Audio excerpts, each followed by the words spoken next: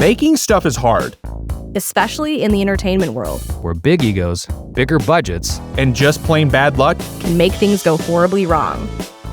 And we're going behind the scenes of these disastrous, never-ending, and often dangerous productions to find out why it was a shit show.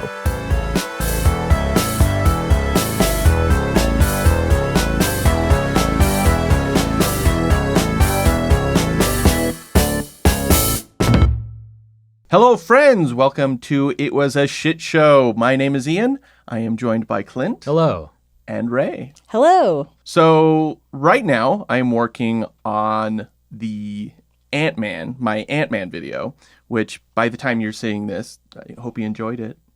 I hope it's out. Yeah, I hope it's done. I hope it's fucking done. And that very infamously had director Edgar Wright leave. Like he quit. He didn't just leave. He quit at the 11th hour. And there was one topic that I've had on my list since like day one, which is replaced directors, which we should do that at some point. But seeing as how in 2 months we'll be getting both Star Wars Maul, Shadow Lord, and Mandalorian and Grogu. Okay, yeah. So why not discuss the film that combines both of these things? So today, let's talk Solo, a Star Wars story. Ron's energy when he first came in to production, he just had such an energy of positivity, and he was inspired by what the other guys had done, and he felt that he could help. And he was excited to be able to help and to give not his signature, but use his skills, which are plentiful, to this production. So I think everyone felt buoyed straight away. It was, and also it's Ron Howard coming in. It's like, wow, we get the best of everything on this movie? Seriously? It combines Mandalorian and Grogu? I know that Darth Maul is in it. What are you talking about? Combines Star Wars and replaced directors. I see. Okay. I see what's happening. I'm glad that you asked. Because were you also confused? Yeah. Okay, I was like, the Mandalorian and Grogu don't show up. Yeah, I thought that same thing too. And I was like, am I an asshole gonna that I say don't know? I was anything. like, I'm a Star Wars fan. I love Star Wars. I didn't. Yes. It will. Yes. All right, Clint, what do you got for the closet? All right. I had a couple things I was thinking about, and I showed Lisa one of them. She's like, well, what about this? I was like, that's better because it actually is relevant to Solo. And that is my Sabacc game. Ian was trying to explain the rules of Sabacc to me when we were watching. It's weird. couldn't. It's weird. Well, but I also have my lucky dice that I got. That's that for some reason like you would think is a plot point, but is not. Like it's just like they're special to him for some reason. I legitimately have in my notes, the dice mean nothing. Yeah. They mean nothing. Like, I mean, this is one of the things that really drove me nuts about, like, many of the things why I don't like Last Jedi. Was like, these were important to Han Solo. Were they? When? I've Why? seen the original trilogy thousands of times, and I've never seen these ever. It's in a blink and you miss it moment. Yeah. Like, it's barely on the top of the frame in A New Hope. Yeah. And, like, suddenly they decided it was like, this is very important to Han Solo. And it was like, doesn't mean anything to the audience. You've never shown us this. Yeah. So I wonder if that's why they did it for The Last Jedi, because they're like, it was established in Solo that these are important to him. No, so but Last Jedi came out first, before it. Oh, well, now they're probably thinking So it doesn't like, make any sense. well, now they're like, well, we got to... Ryan Johnson was like, I like this thing in Star Wars, so I'm going to make it part of Last Jedi. And then the folks who did Solo were probably like, let's put the thing from Ryan Johnson's and just make it better. And Disney was probably like, fuck yeah, because we can sell that shit. Yeah. And they totally did. Absolutely. And this is all my nonsense. All of my... All the Lego. all my Legos. Cool, you can see the dice here. Legrogu. Like Grogu. And then I have, so this wasn't like one of my favorites. This one is really cool because if you've ever like looked at how they actually made the Death Star, it's just like they just put a bunch of random shit together and like glued it together and then painted it gray and whatnot. And it's called kit bashing. And that's what it felt like building that one. Mm-hmm. It was just really fun to make that. And then because those were all small scale, I decided to make my own Millennium Falcon. He just made that up without any instructions. Some or images anything. online and Ooh, whatnot. and I Lego just- Master here. Hardly. Contact Will Arnett. Hardly. But I did make that one myself. And then I also have the X-Wings up there, which the one on the right is the original 1997 X-Wing, so the first Lego X-Wing. And then the one on the left is actually the 25 years later. And I wanted to kind of get that one just so you can like see how far Lego has come. In their design process. Yeah, and how much more complicated it got. I know. There's Instead, another they're one like, right there. Oh yeah, that's right. Little whatever that is. pod racing. Pod racing. Racers. Yeah, for Lego, when they started doing Star Wars ships, it was like, here's 5 pieces to build one giant thing, and now it's like, here's 40 to build the one piece that one did. Like it's so much more detailed now. It's very, very much more complicated. And I don't have any Star Wars things, so. Not really a fan. Ugh. What is she even doing on this podcast? What do you even see in her? I mean, if I were to have any Star Wars anything, it would be something Andor related. Yeah, there you go. Well, and even there's the Lego K2SO. Oh yeah, yeah, you can get that. Cool. He was the droid. Yeah. Okay, I just want to make sure. Fuck you, Clint. Oh, K2SO? Was that? Which human was that? Jesus Christ. Okay, let's get into it. All right, Star Wars Revenge of the Sith was released in 2005. There was a very short-lived idea by George Lucas to include a very young Han Solo in the Battle of Kashyyyk. That's the Wookiee home planet. And it's very, I don't know, 5-minute sequence in the movie where Yoda's hanging out with Chewie. Yeah, They knew each other apparently. yeah. But in lead up to the movie, Lucas announced that he was developing a live-action Star Wars television show. We discussed this very briefly on our Rogue One episode. This would eventually be referred to as Star Wars Underworld. And for the next decade, we would hear these little updates that they were working on it, it was coming to fruition and all this stuff, but it never did. Well, the long and short of it was Lucas gathered a bunch of writers, and this included Ronald Moore, who did the Battlestar Galactica remake and your sexy Scottish movie show, Outlander. Outlander. I was like, But yeah, so Ronald Moore was one of them, and Tony McNamara. oh my God, I love Who he's done The Great, The Favorite, Poor Things. He's Just a recently writer. did The Roses. Yeah. Okay. And he gathered this writer's room and they developed 50-ish episodes that took place in the criminal underworld of Star Wars. And it took place between episodes 3 and 4. And they worked a lot on this. Like they had concept artists in the room, the writer's room, and they were just sketching out all this stuff. And like they were doing this for a decade. And it never came out. They did shoot some test footage, which you can see online. It leaked actually within the last couple of years. Oh, cool. And it's not very good. Oh, okay. Well, that's fine. Yeah. Doesn't sound cool. No, it looks like a very high value student project. Oh, no. It just, I don't know. It was just like a test so they could see what they were doing. But like the scenario is boring and the acting is terrible. You give a couple of film students like a pretty sizable budget. Yeah, exactly. A Star Wars, like to do a Star Wars fan film. Yeah. But Lucas eventually shelved it all because it would be an extremely expensive television show. And if the test footage that leaked, you watch the short, which is like 8 minutes, and then you see 8 minutes of that exact short being played out again, but from behind the scenes point of views.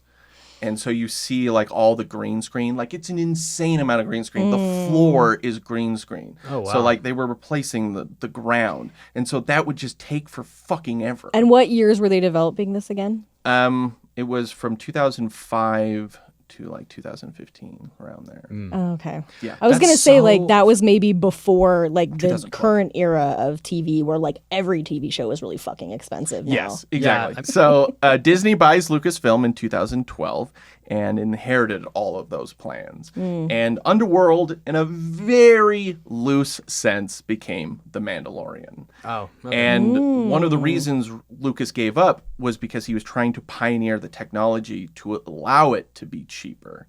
And that vision ultimately became Stagecraft, aka The Volume. Oh, okay. So, like, that's what he was looking. He was like, this would have made this so much easier if we had this. Right. And so, Underworld was going to be an anthology series, with each episode or arc would follow different major or minor characters from the entire Star Wars universe. And this included even the characters from the books and stuff like that. And one of the episodes was like about Darth Vader infiltrating like a rebel's outpost inside of Coruscant. Like he was going down into the levels and just massacring. I was gonna say, you said when you say infiltrating, for me it like says like going undercover. I'm like, Oh, how the fuck is Darth Vader gonna go undercover?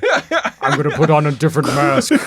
I'm going to breathe normally. Oh, but you mean just like he's just like found it where they are and he's like, I'm just going in, lightsabers ablazing. Okay. yeah. He's got a little mustache Yeah, it's a little over his like Vader helmet. My name is Darth Nader.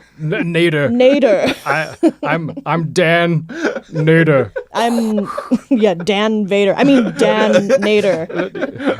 That's Jeff Vader, that is. I am not Jeff Vader, I'm Darth Vader. What, Jeff Vader runs the Death Star? They're just like, okay. And then, yeah, screw it. Yeah, it's just like, let me see your identification. He like pats down his like chest block and everything. Like, I must have left it in my other cape. And then he's like, this isn't working. Yeah, just- Straight to massacre. Yeah. Yeah, exactly. He's just like, oh, fuck it. Yep. I just love the idea of an undercover Darth Vader. So, but one of these episodes was going to include Solo meeting Chewie and winning the Falcon from Lando. So, before Lucas sold his company, he made Kathleen Kennedy his co-chair, and he showed her 9 ideas for the future of the franchise. This included a sequel trilogy. And then they brought in Lawrence Kasdan for a meeting. Now, Kasdan is a legendary screenwriter and director, and his career really kickstarted rewriting, The Empire Strikes Back. before that, It's Blues Brothers. your favorite movie of all time, Oh, Raiders of the Lost Ark. Raiders of the Lost Ark, then Empire Strikes Back, and Return of the Jedi.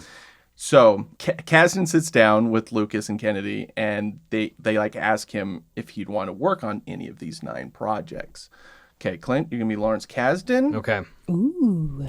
I said, well, I'm not sure I want to do this. I've really done a lot of Star Wars. And they said, but look, one of these is Han Solo. And I said, well, okay, I do love Han Solo. I don't know. I've done an awful lot of Star Wars.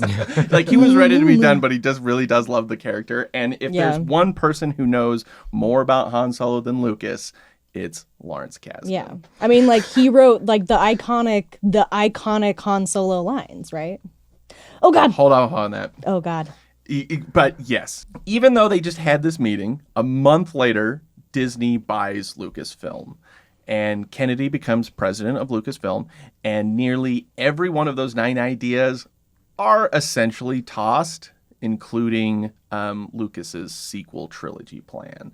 And even though they had like all these like ideas there, they were kind of like when J.J. Abrams and Lawrence Kasdan were writing Force Awakens, they were just like, let's do our own thing. So a lot of those went into the bin, but a Han Solo movie remained. Lawrence leaves for a while to help Abrams with Force Awakens, but when he finished that, Disney asked if he was still wanted to make Solo.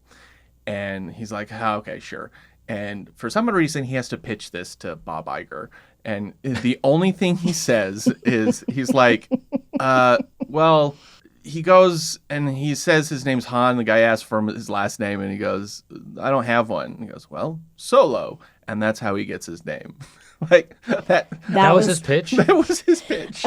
Because what he was thinking is, you fuckers asked me to make this movie. Why do I have to pitch a movie? I know, right? Why do I have to pitch you a when you movie that you asked me to do? I would just imagine that Lawrence Kasdan would just go into that meeting and be like, all right, I'm going to pitch this to you. I'm Lawrence Kasdan. I did Empire Strikes Back.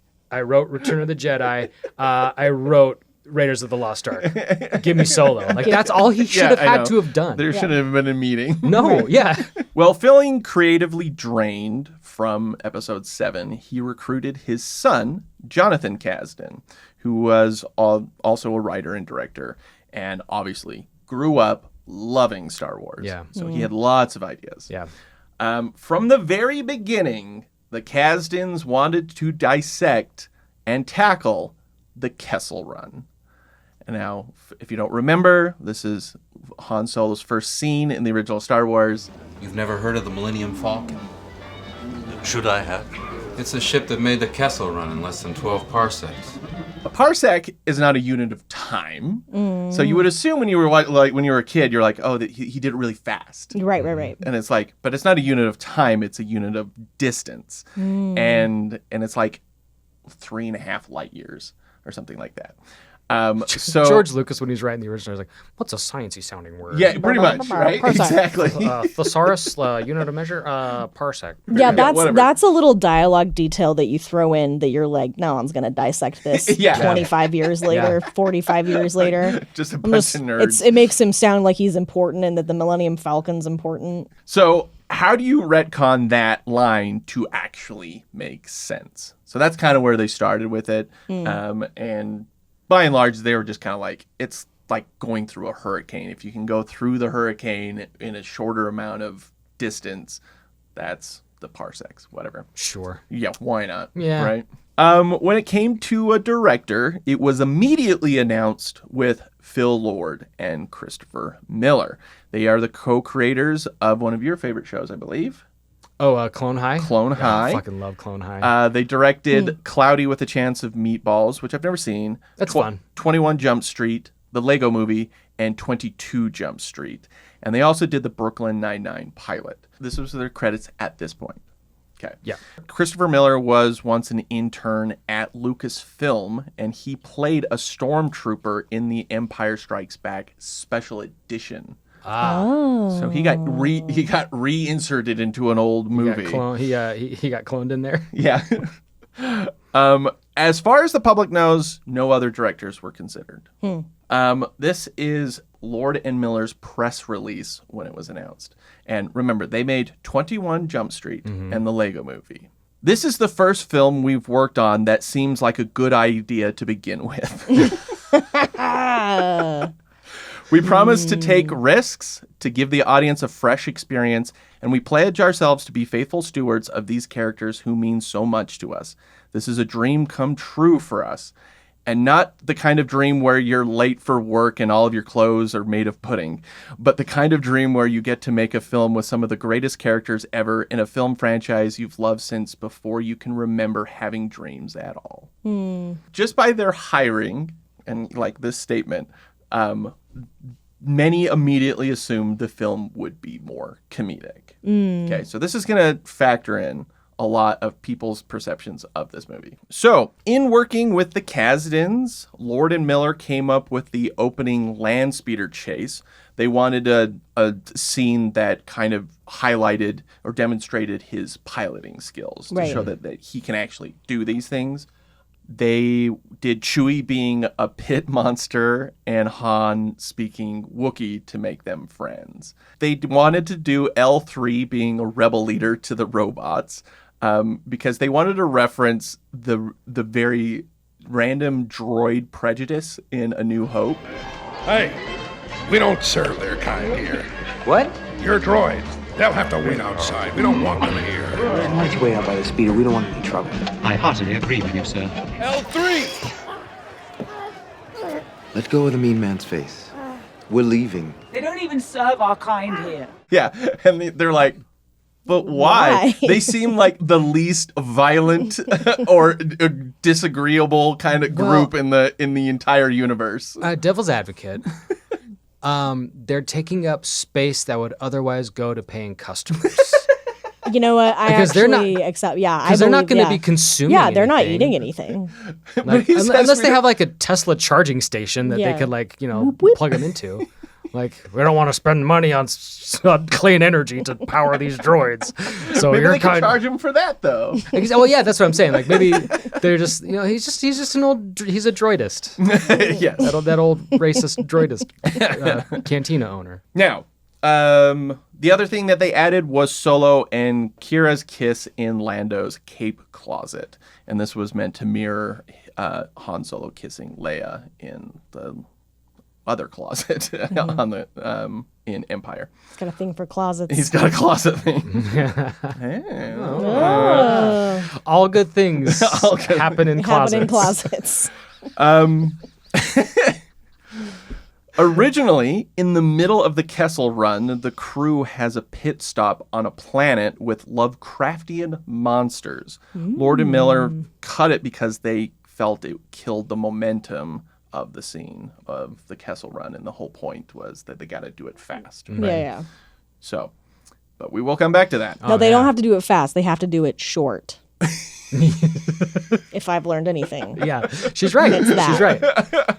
Ray is right.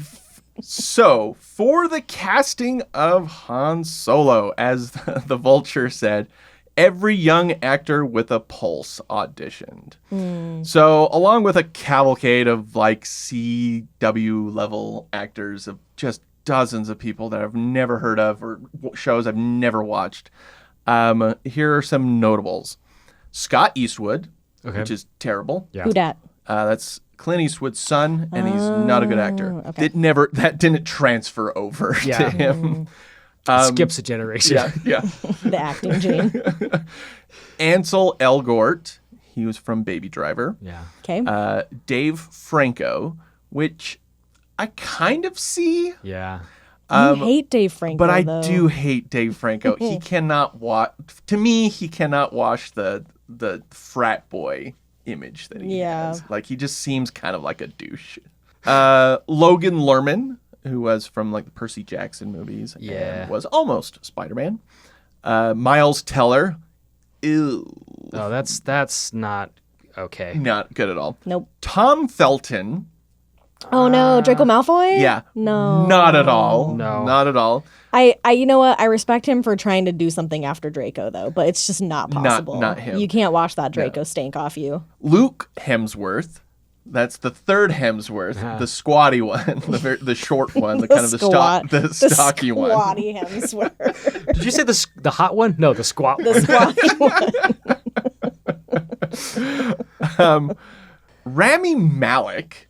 That's terrible too. No, he's great, but like not for Han Solo. Yeah. No, I'm sorry. Doesn't look anything remotely. He's got a villain face, Yes. which is why he is always cast as a villain. And I feel bad saying that, but like Rami, some you people know, have that. You know, It would be like casting Willem Dafoe. Like, yeah. no, Yeah. Willem Dafoe he accepted that he's got villain face, and he just went for it. Jack O'Connell, and he was recently in 2 different movies, and he kind of played the same thing. He's the lead Jimmy in 28 Years Later. Okay. Okay. He is the Jimmy, not Jimmy. the lead Jimmy. He is The Jimmy. Jimmy. Okay. And what was the other thing? Hold on. There was something he was... a great actor. Yeah. He's fucking terrifying. Yeah. Sinners. So again, playing a Villain face. villain, like leading a cult kind of thing. Yeah. Love it. That's why he can get away with also being handsome. Yeah, Yeah. exactly. They're like, well, you're too handsome for like normal villain face, but if we do charismatic cult leader, Yeah, there we boom, go. you're our in. guy. You're in. He's maybe. I haven't seen him enough stuff. Yeah. And he's so different in 28 Years Later Yeah. that it's just like that's just not Han Solo. Yeah. Glenn Powell, of course. Aaron Taylor Johnson, Okay. which I don't agree at all, and he became way too massive Yeah. to be Han Solo. Han Swolo. And Charlie Cox. Oh my god, I Oh, love okay. Charlie Which is totally Cox. you. Oh, yeah, You remember we said you Yeah. are Charlie Cox. You are such a Charlie Cox, yeah, thank for you. But sure. he's Well, way too. now I have to 3D print a Daredevil mask. So thank you. You're welcome. And I don't agree with that one at all. He's just too kind. He just Yeah. seems like you need someone that has He's that not rugged douchey look enough, and he just seems too nice. Well, Even though now- he's Matt Murdock, Yeah. you still trust him. Yeah. But he just needs that like kind of like Edge. off. Yeah. Yeah. that edge. Yeah. He's got no edge. Well, now I need someone to do some fan art of us. Like if we were all in high school together, where she's the sassy best friend, Yeah. you're like the evil high school cult leader, and I'm just like the nerdy alt Like the friend. nerdy alt friend. Yeah. You're the ducky. Yeah. Oh, yeah, you are kind of a ducky. Yeah. Okay. Yeah. You'll take it. You'll take it. I'll take it. I love Okay. it. Now, another person that also auditioned was Anthony Ingruber, who, for fun, would upload his impression of Harrison Ford onto YouTube. I gotta look him up. I don't know who And it is. this got him the role of playing a young Harrison Ford in The Age of Adeline. That is it's a Blake Lively movie where she's like lives forever. And so Harrison Ford's Never heard of character sees her in the past and in the future. But when you see him in this, he looks like de-aged Harrison Ford. Like the movie? it's uncanny. Oh, weird. It's Yeah. crazy. No, look. Yeah, okay. And then you can see the other ones. I can see that. If you told me that was Harrison Oh Ford's yeah, son. shit. Look at this one. Yeah. We'll insert the clip here. You know, you keep doing that, you're gonna flood your engine. Thank you. Thank you for the useful tip. Well, you're gonna get one hell of a tan at least. But it is crazy how he has the crooked smile, Yeah. and he has the voice, and so he got that role, and he's only in it for like 5-10 minutes or something like that. And his career really hasn't taken off, but he would eventually be Ford's body double for the opening sequence of Indiana Jones and the Dial of Destiny. So he is definitely in the Ford lane. Yeah. But That- he didn't. He was auditioned, but didn't go anywhere. And I think the reason being is because their whole point was they're trying to make just its own thing. And if you have him sitting there doing like a Ford impersonation the whole time, it might start feeling like a parody. I think I agree with that because could this see it. is if they want to make it their own thing, you really need to just kind of have somebody who can capture the vibe of Solo. Yeah. And not Harrison Ford. Exactly. Yeah. So Right. and just because that's exactly what Ewan McGregor did. Yeah. Like he kind of took some of his affectations of Alec Guinness, Yeah. but he made it his own, right? Hello there. Hello there. On the short list was Jack Rayner. We would know him from Midsommar. He was the boyfriend. Oh, yeah. Taron Egerton Okay. from Kingsman. Yeah, I okay, can could see that. Yeah. Yeah, I think I he's like super Taron Egerton. talented, so I think he could pull that He's off. got the riz. the Riz, The yes, riz to for pull it sure. off. And Alden Ehrenreich. So obviously Ehrenreich was cast. He was the first they auditioned, and to Kennedy, Lord, and Miller, he became the one to beat. For Lando Calrissian, a few notable actors auditioned, but it was clearly Donald Glover. Like I mean, it was like he fan fucking casting. and it was- absolutely fucking crushed it. Like Yes. so when good. any good. whisper of like someone being a young Lando Calrissian like ever hit any sort of like nerd conversation or even just anything in the media, everyone was like, oh yeah, it's Glover. No, yeah, of course. Donald Glover. Yeah, and it's like, and he is kind of walking that line, kind of like Ewan McGregor. Yes. Where he's doing the affectation, but he's making it his own. Right. Like you see him and you're like, that is Lando Calrissian. And I know that based on like how he's talking and sort of like his general vibe and like Yeah, his yeah. charisma and all that. Yeah. But he's His love of capes. exactly his flamboyant nature. But like, yeah, it's doing his own thing. Could I pull off a cape? Yeah. All right. I mean, didn't you have one sewn on your shirt one time? I did. Yeah. I think so. As the weird alternative nerd friend in high school, yeah. Okay. Cool. I would expect a cape. It'd for be sure. weird if you didn't wear one. Exactly. Pretty sure Ducky wears a cape. I don't like it. I don't agree with it. But I accept it. So Kathleen Kennedy sent the script to Harrison Ford, who just gave it a thumbs up. Whatever. Yeah. Very Fordian. What is this? What is this? Yeah. He also had lunch with Aaron Reich, basically saying, make it your own. He's like, I don't care. Yeah. He doesn't care. They killed me. I don't care anymore. This has nothing to do with me. Yeah. Filming began in February 2017, and things were immediately concerning in the eyes of Kathleen Kennedy.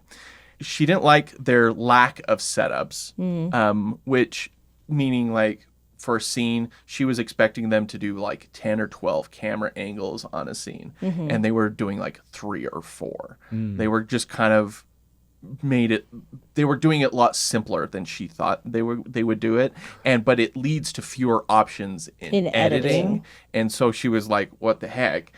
And they didn't seem very interested in the cinematography of it all. Like they were just kind of they weren't concerned about making something look really cool. They were focused on the scene. What's the 180 rule?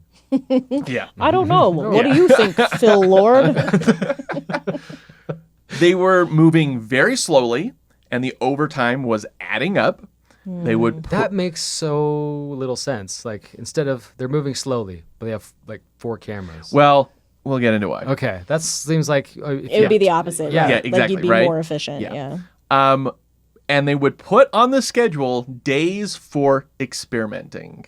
Oh God, they were doing the thing. It's the Rogue One all over again. They were doing the Rogue One thing. Yeah. What was it? His The coked out trailer bros were like, no, it was Gareth Indie Hour. Indie Hour. Yeah. Well, let's see what happened, because Rogue One came out before this, right? Uh-huh. So what happened was the coked out trailer bros loved the Indie Hour so much that they got in touch with Lord and Miller, like, hey man, why don't you think this thing called an Indie Hour? So Gareth, what's his face? Like he was like drinking some blue milk out in the desert, and he had, like, decided an epiphany? he had this epiphany about Indie Hour, and it like really made our job so much easier. Yeah, Bro. it was like his ayahuasca. Yeah. So He, like- it's a great idea for you and for us. It's like, if you could just play around, like just shoot some cool shit that we could just like put in a trailer, sell this movie. We That'd need be some. rad. We need some film to put our lines on. Yeah. I'm gonna preface this statement with Lord and Miller are like super nice guys, and I think they're super talented. What if they were the coked out trailer bros? That's how they got the job. Exactly. Yeah. Hey, thanks, Gareth Edwards, for giving our big break. Look, we had a couple of hits with some other things, but like, we cut those trailers for you that were super dope. Why don't you put in a good word for us at Lucasfilm, and we'll do solo. Yeah, no, Lord and Miller are really nice dudes. Okay. They were meant to finish in July, and at one point, Lord and Miller told the crew to expect all of August. So this is the slowly part, right? For Lord and Miller's part, they felt they were hired to take risks and not just make a movie that would please fans. However, they felt they were being given zero creative freedom. Yeah. So this That's- starts the tension between the directors and Lucasfilm. Yeah. Right. And we talk about this all the time. Like, why hire creatives if you're not going to let them if you're not going to let them be if you're not going to creative? let them do Yeah. their thing. Yeah. If you're going to keep them on like a super tight leash and be concerned about the number of setups that they're doing, Yeah, which is right? like Yeah. so nitpicky. Quit Igering them. Yeah. So, but this is the main thing that was this is kind of what happened. At the time, it was widely reported that Lord and Miller were injecting too much comedy into the film. They're trying to jump street it. Huh? Yeah. But this derived from the word consistently being used, improvisation.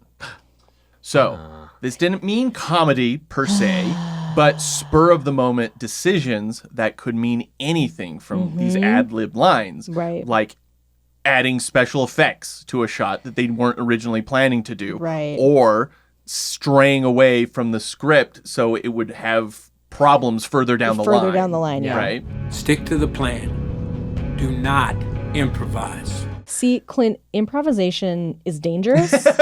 and it hurts everyone. It's okay. Only in the hands of someone of unprofessionals, untrained yeah. chaos agents on a stage with no props, so nobody could get hurt. Yes, I get that though, because if they're like doing a scene, then all of a sudden one of them is just like, "Oh, look out for that spaceship that's crashing into us," and the special effects be like, "Oh shit."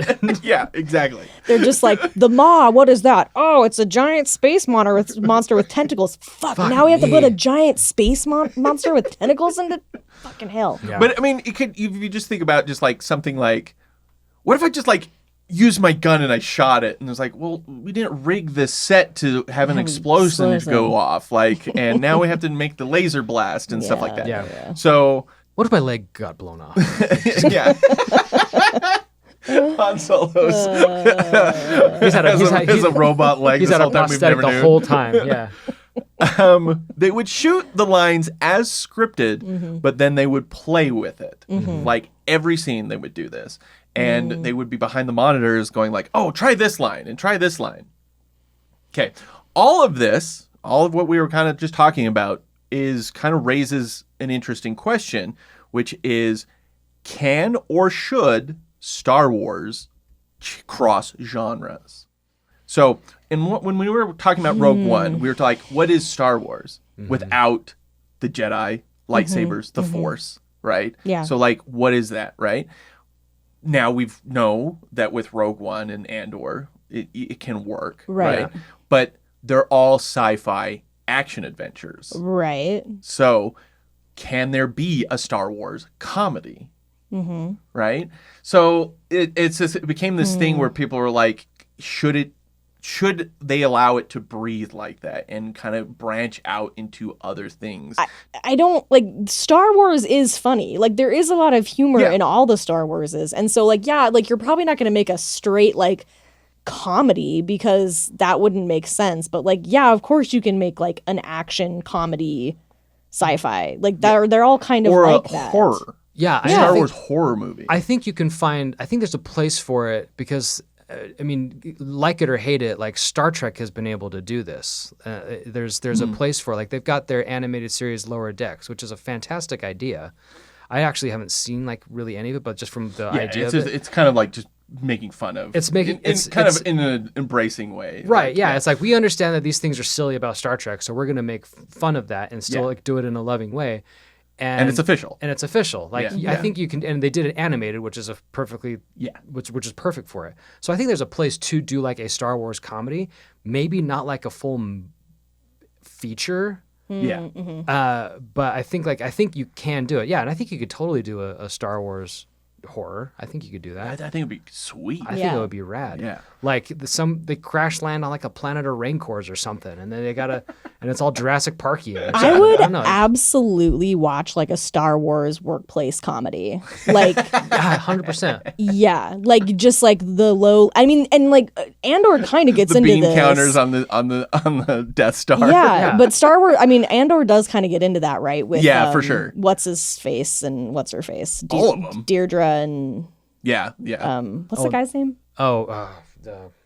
Cyril. Yeah. Like those two are like, it's like, what are they? What is it? And then you're like, I fucking love them. I like this weird subplot of them falling in love. I love it. And working for the fascist government. Like, this is great. Like, it's the best. Yeah. So, Ray, you're going to be Alden Ehrenreich. Okay. And this is him talking about how he felt how shooting was going and why it was creating problems. From the first test screen on, we played around with it a lot. We tried a lot of different things, rethinking behind the scenes. That was yielding a different movie than the other factions wanted. I knew what I was doing, but in terms of what that adds up to, you're so in the dark as an actor.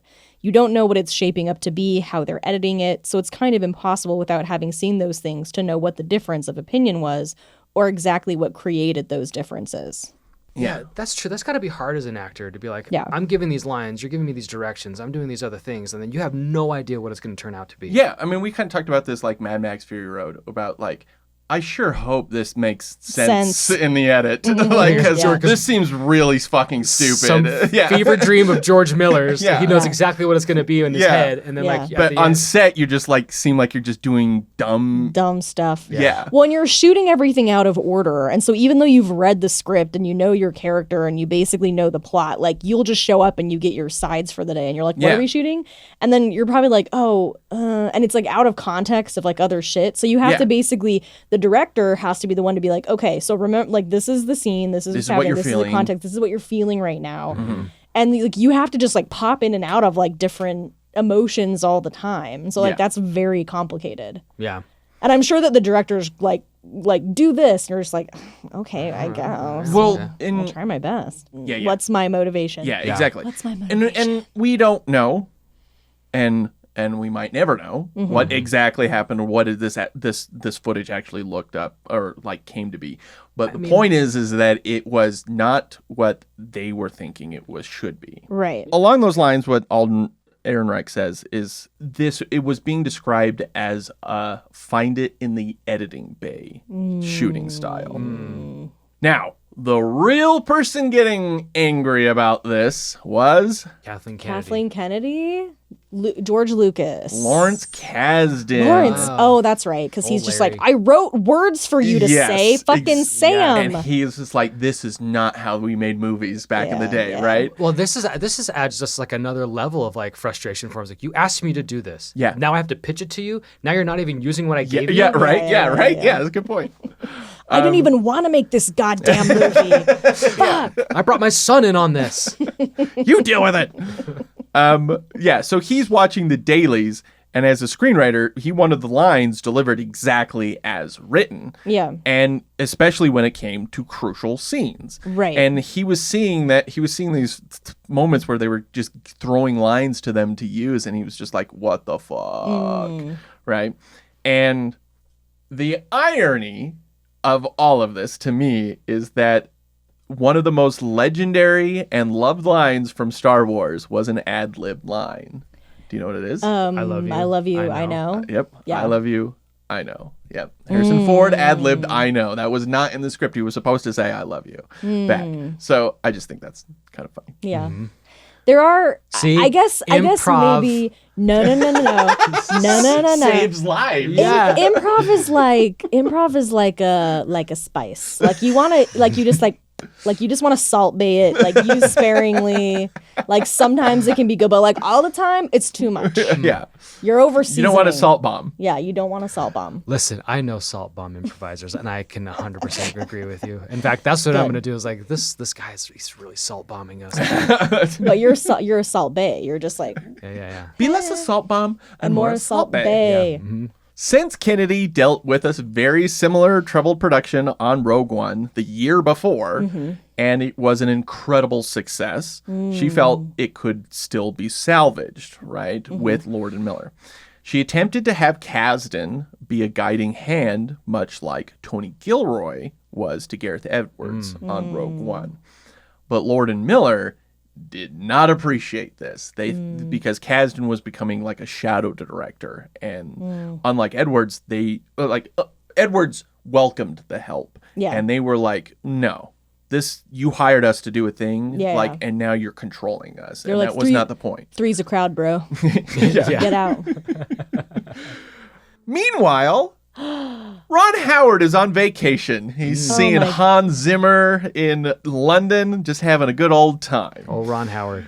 And he was like just visiting his good friend Hans Zimmer in London. No, I mean he just was going to the performance. Oh, he was just there for the performance. Mr. Howard, what are you doing on Friday night? Well, I'm just flying out to London to see my friend Hans Zimmer in concert, and then I'm just heading home. Yep. Hold on. What a life, man. Yeah, right. Must be fucking nice. He knows Kennedy is at Pinewood, which is in England, and he was like, "Hey, do you want to have breakfast?" This is his old friend, right? And then she's like, "Sure." Like, can the Kasdans join? And he's like, "Okay." And our producer Alison Shamur, like, can she join? And he's like, all right. Okay. Anyway, sure. And This sounds like it's becoming a work meeting. Yeah. He's like, I'm not paying for that. yeah. We're splitting the bill, motherfuckers. Wait. Are you guys are picking up the check, Lucas right? Lucasfilm's paying for this, right? Yeah. This is one of those lunches. This is a breakfast. Very different. Oh, yeah. Yes. That's how they do it in England. It's not a lunch. They have a breakfast. Yes. So they're having breakfast, and it's just like cordial, and they're just talking. And Hans Zimmer's all show the people, was great. yeah, and all the people that were there were just kind of like, just keeping quiet, just waiting for him to say the thing. How's Solo going? Yes. He's like, so how's it going?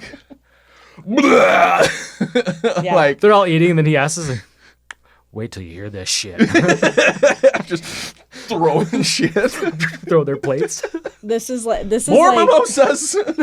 He was there with his wife, but I don't know if she came to that breakfast. I wonder if she was like, shit. God work. damn it. This turned into a work thing. She probably heard it. She's like, oh yeah, we're going out to breakfast. Kathleen's coming, and the Kasdans, and the producer. And she's like, I'll hang back on this one. I'll go somewhere else. Yeah. I'll take the kids. We're gonna go see Big Ben. We'll catch up with you later. Yeah. We're gonna go catch. Okay, kids, we're gonna go catch up with Uncle Clint. Yeah. So they lay out all their problems with Lord and Miller and ask him if he'd come look at some of the footage and if he'd be interested in taking over.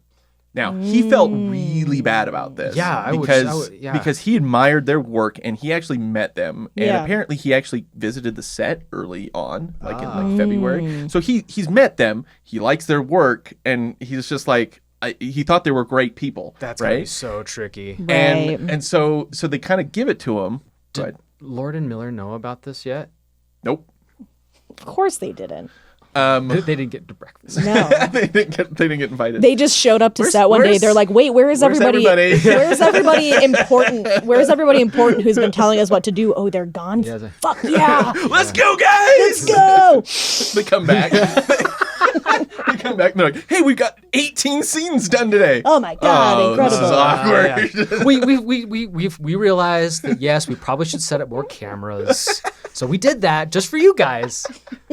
Like they completely changed like that. We set up more cameras. We we're thinking about how the scene is shot, not just we stopped improvising. We got all the setups you were asking us to get. We were good boys today. Yeah, we reread the script and realized that this is better than anything else that we could have done. So we're changing our tune. Because one of them accidentally saw their itinerary. Yeah. What? Breakfast with Ron Howard. So someone left their phone up on a desk in like their calendar. Yeah. It's like, bling, breakfast with Ron Howard. And they're like, what? Fuck. We better behave ourselves. They're having breakfast with Ron Howard. Yeah, and then like the description of the meeting is takeover Solo. And the notes. What? They were accidentally invited. Yeah. Someone just like sent a whole crew on a they see email it they thing. see it in the text right before somebody's like, oh shit, undo, unsend. They're like, no. Yeah, they saw it all.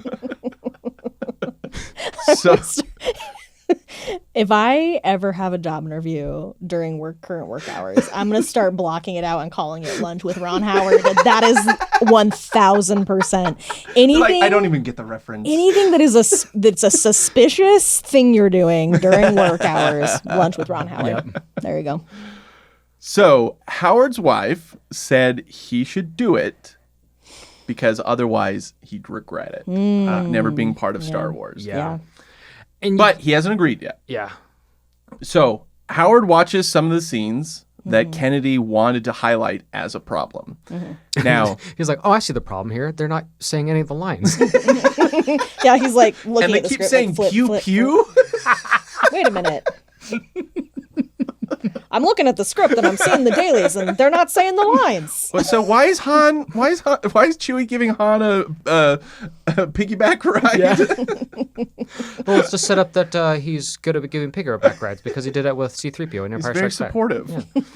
Yeah. So Howard, who is widely known as one of the nicest guys in Hollywood. Yeah, I mean, yeah. that was the whole joke in his episode in the studio was that he's super nice, but he's actually a piece of shit. Yeah. And I love that so much. Ugh, so, it's the best. like, he is very respectful and savvy talking about all of this. And he says what he was shown, that he understood what was bothering them, but didn't see enough to judge. So he didn't say, I saw the problems. He's like, I saw what was bugging them. Yeah. Right. Them So, meaning Lucasfilm. Okay. Right. Well, And they so- also probably told him what was bothering them about the scenes too. Yeah, but the point is like he wasn't going, yeah, Lord Miller were fucking up. Yeah. Like, and I'm going to fix that, right? Like he was being very just going, like political and Yes, about it yeah. and very like kind to them. Yeah. Yes, exactly. Oh, I see the other problem. They didn't direct Apollo 11. Well, Apollo 13, sorry. Damn it. That joke would have been better if I said it right. Shit. With no active project in development, Howard reads the script and agrees to take over. Had he said no, Kennedy's next choice was Scrapping it all together.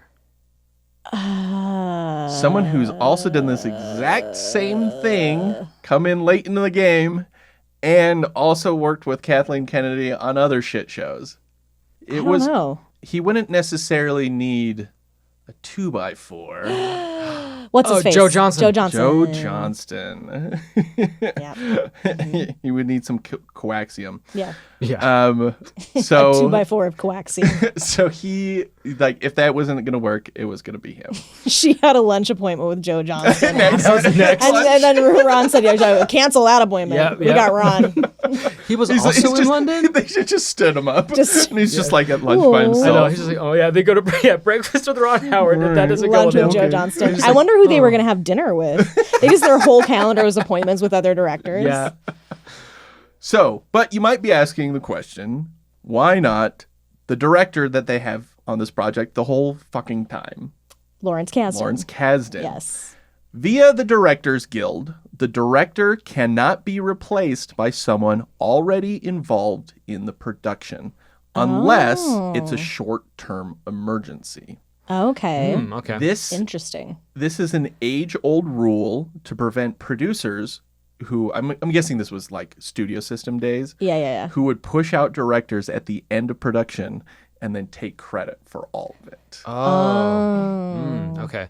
Also, per the DGA, if you completed 100% of principal photography, you cannot be replaced as director. You would get sole credit. If you completed between 90 and 100%, then you are defined as the director and entitled to all creative post-production rights. So they're at 70% done. So they were like, this is all turning bad, and it's getting to the point where we can't do anything about it. We wouldn't be able to replace them. Yes. Coming down to the wire. Exactly. Yeah. Now, Howard may seem like an odd choice, and I remember being like, what? Ron Howard? Like, I remember thinking that too. Because it's just like he's not really done this kind of stuff before. Yeah. And like, you look at his filmography and it's all over the fucking map. Yeah. And, but George Lucas was a bit of a mentor to him. He remembers Lucas telling him about his plans for Star Wars on the set of American Graffiti. American Graffiti. Howard would also direct Lucas's fantasy epic, Willow. And according to Howard, Lucas approached him, Robert Zemeckis, and Steven Spielberg about taking on Phantom Menace. All three of them were like, that sounds like a lot of work, and told him he should do it himself. Yeah. What a different world. I know, right?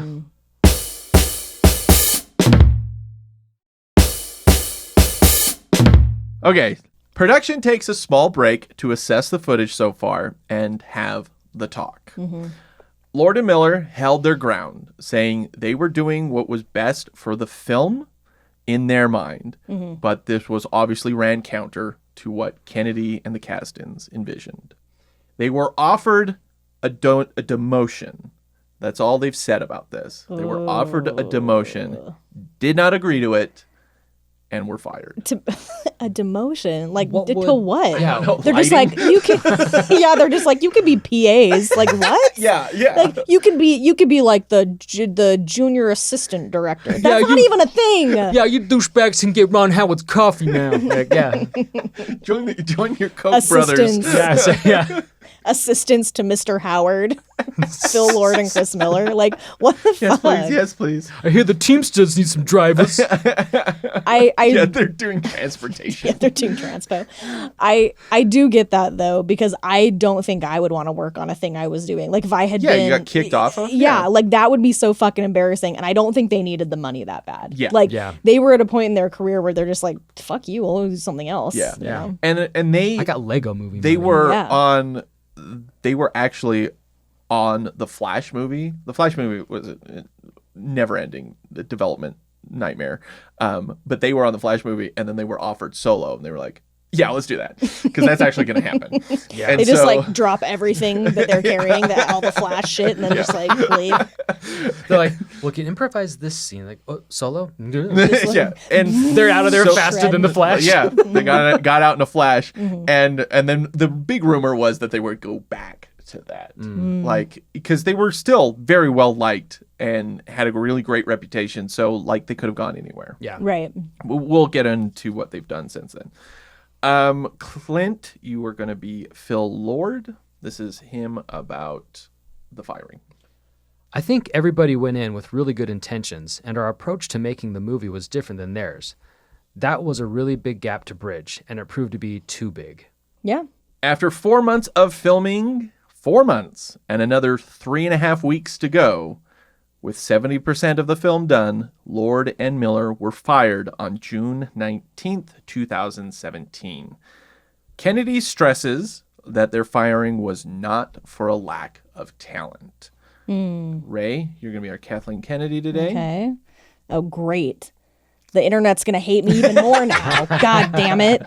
A woman stomping on her dreams. I think these guys are hilarious, but they come from a background of animation and sketch comedy. And when you are making these movies, you can do that. And there's plenty of room for improvisation. We do that all the time. But it has to be inside of a highly structured process, or you can't get the work done. And you can't move the armies of people to anticipate and have things ready. So it literally came down to process, just getting it done. I mean, I can understand that. But Listen, as a but at the same time, it's like, you hired them knowing what they do. Yeah.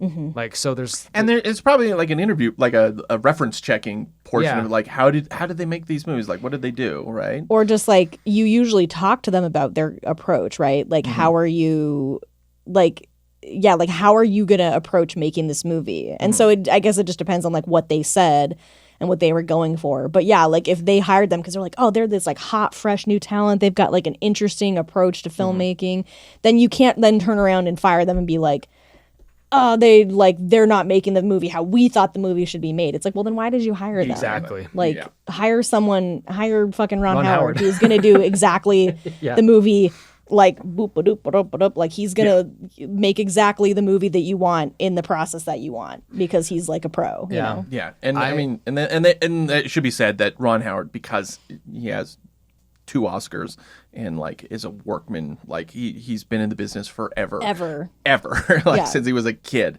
So like giving it to him, they knew it would get done. Exactly. Like he is consistent. Yes. He'll do. Yeah, exactly.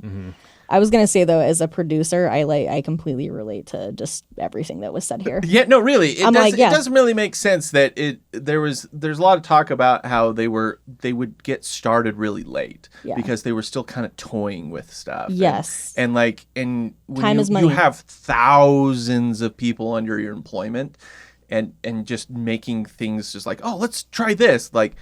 I'm sorry, that was not what I was supposed to be doing today. There's an efficiency cost, to stuff like that. This is from Lord and Miller's statement about being let go. Unfortunately, our vision and process weren't aligned with our partners on this project. We normally aren't fans of the phrase creative differences, but for once, this cliche is true.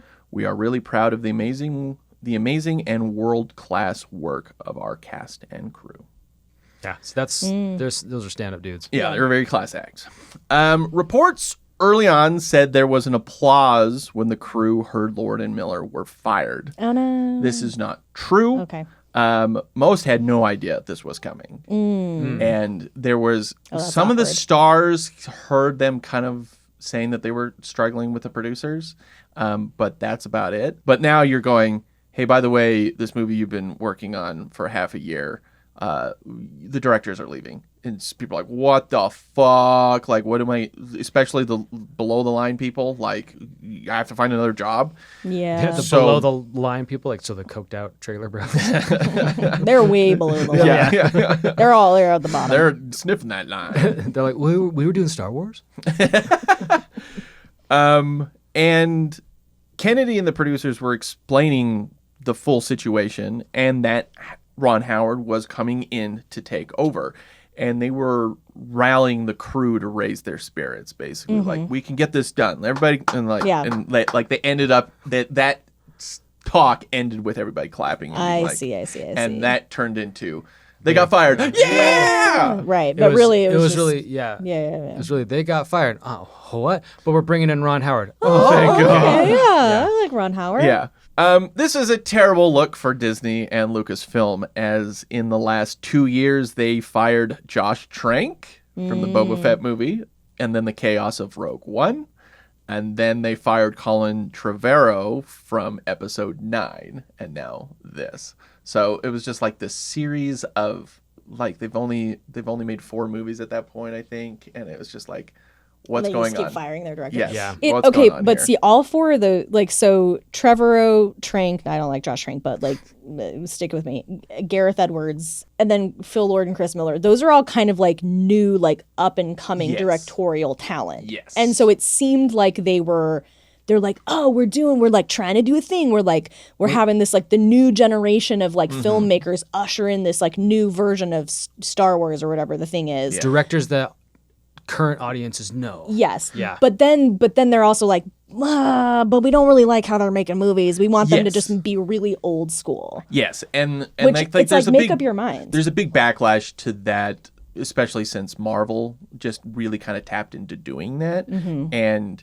that the problem is you're throwing people into scenarios that they have no concept, because their previous movie was $5 million, and here's 200, like, oh God, like yeah, and like they short circuiting. yeah, exactly. And some of them really run with it, like John Watts, who did all the Spider-Man MCU movies.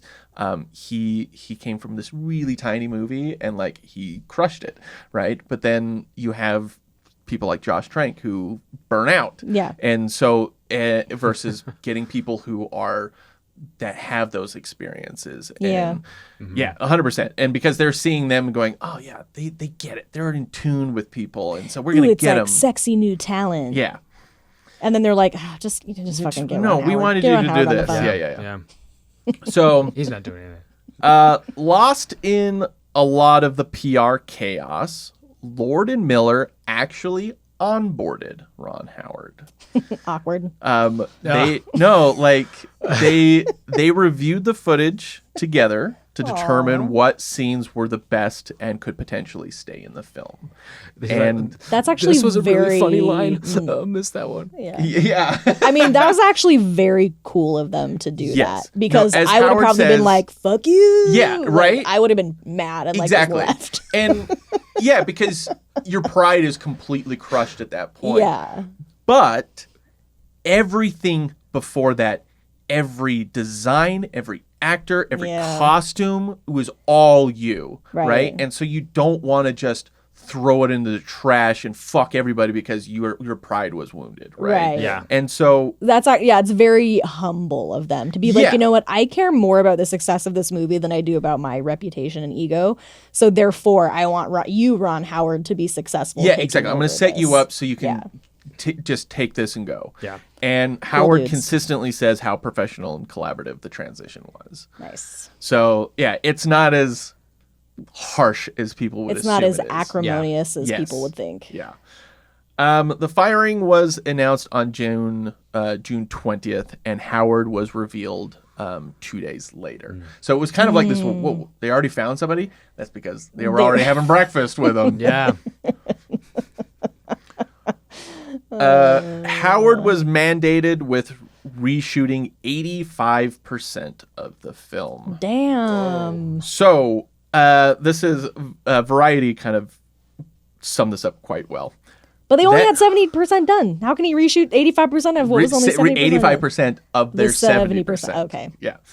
I know. There's a lot of math going on here, and I didn't do all the math. Well, it's like playing sabacc. Yeah. This is from Variety. That meant sliding into a massive studio production with just 8 days to prepare, working with the biggest budget he had ever lorded over as a filmmaker, taking on department heads and actors he had not chosen, and embarking on a journey of discovering the movie for himself. Wow. So, You know what? Poor If anyone phrasing by using the word lord. Lorded. Yeah. The most money he'd ever lorded over. What? You know what, though? If anyone can do it, it's Ron Howard. Yeah. I believe in him. this is kind of jumping ahead, but he was just like, oh, I had a blast on it. He's like, usually those movies take like 3 years. I only had to work on it for 8 months. I had a blast. Yeah. He's like, all the work, most of the work was already done for me. Great. Yeah, exactly. Like, Well, you now just I'm had curious- to say go. Now I'm curious to know of what footage that the Miller and Lord did. We will get back to that. Okay.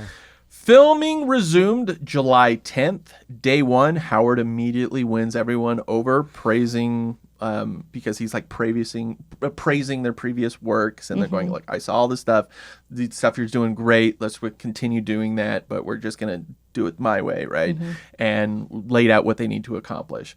And as he said on Twitter, I hope to honor the great work already done and help deliver on the promise of a Han Solo film. Again, the great work already done. Like, he's very cordial. Yeah. Well, and it's also probably Lucasfilm just being like, look, man, if you're going to be talking about this, like, just try and be as cool as possible. Or is it just him? I mean, probably, yeah. But I do think that's also just how Ron Howard is. I agree, but I could just only imagine, like, he's like, Ron, don't get on Twitter, man. And then they're like, oh, wait, people can use Twitter in a normal way? Oh, all right, that's fine. When we go into the footage stuff, actually, his Twitter account, because he was very active on Twitter at that time. He was always kind of like, guess who's this? We're shooting this today, and this person, and this thing. And so he was doing, and some of that helped people clue into what he did, and what he didn't. So George Lucas visited the set on Howard's first day as a sign of goodwill. He was supposed to be there just to say hello and then leave, and he stayed for 5 hours. He's standing there, where are all the vintage cars? He told Howard to remember, these movies are for 12-year-old boys. Yeah.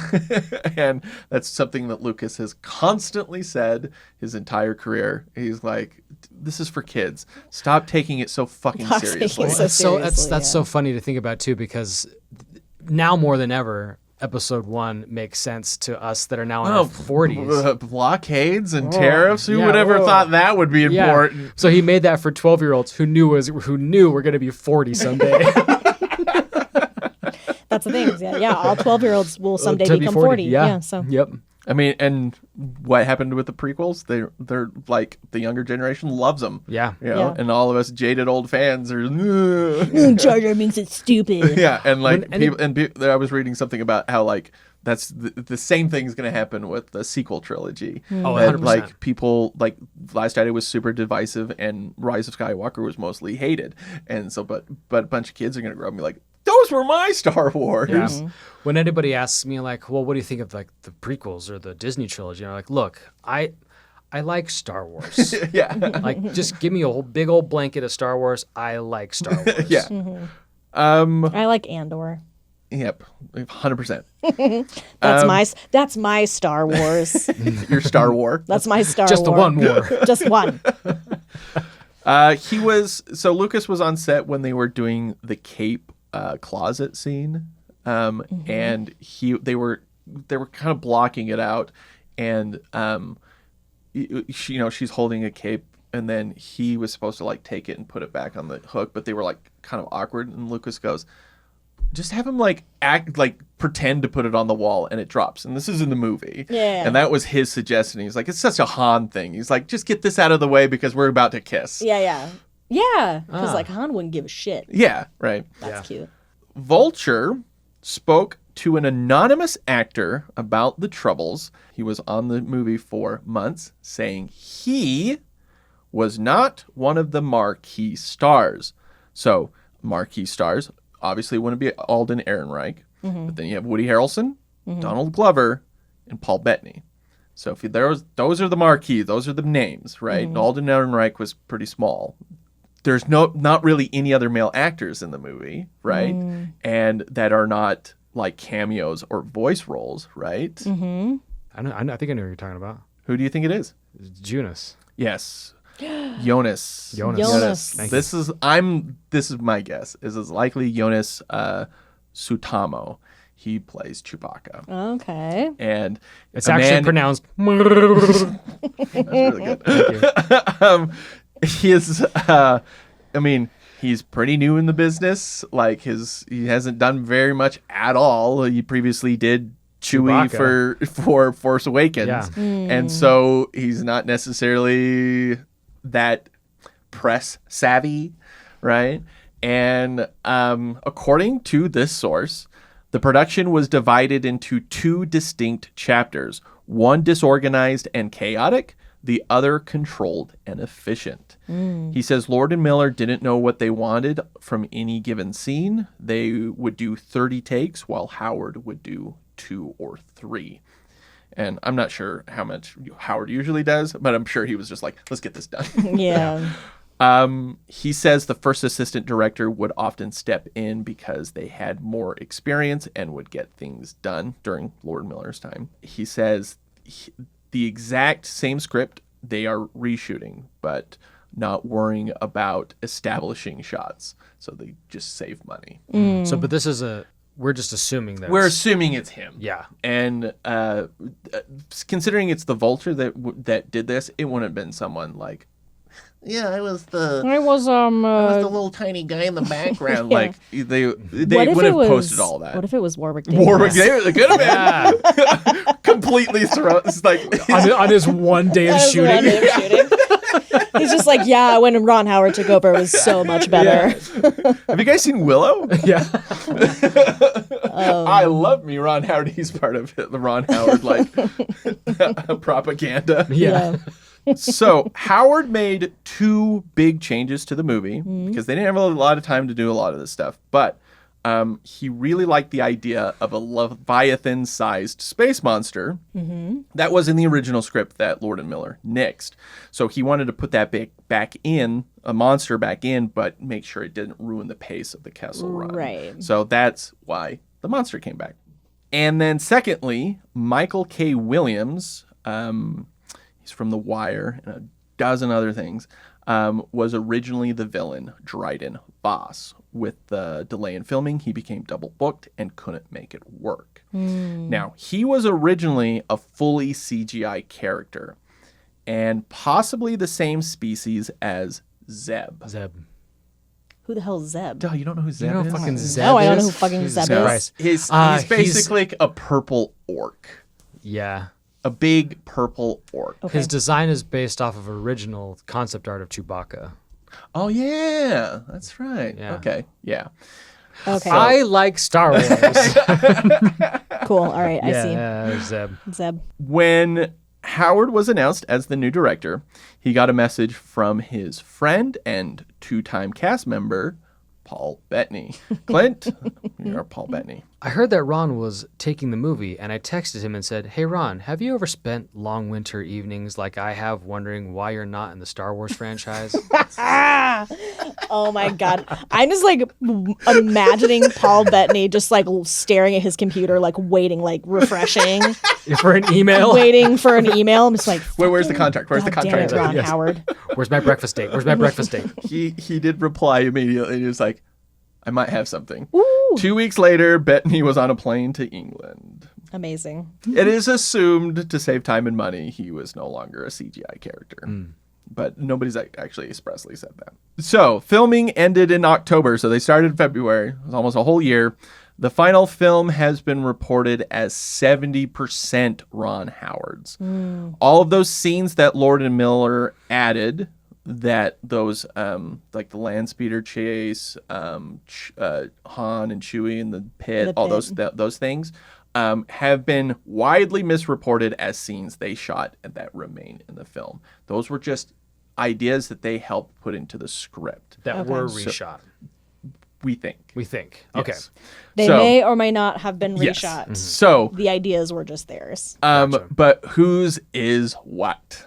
So Howard avoids saying how much is of Lord and Miller's version, like how much of their version remains.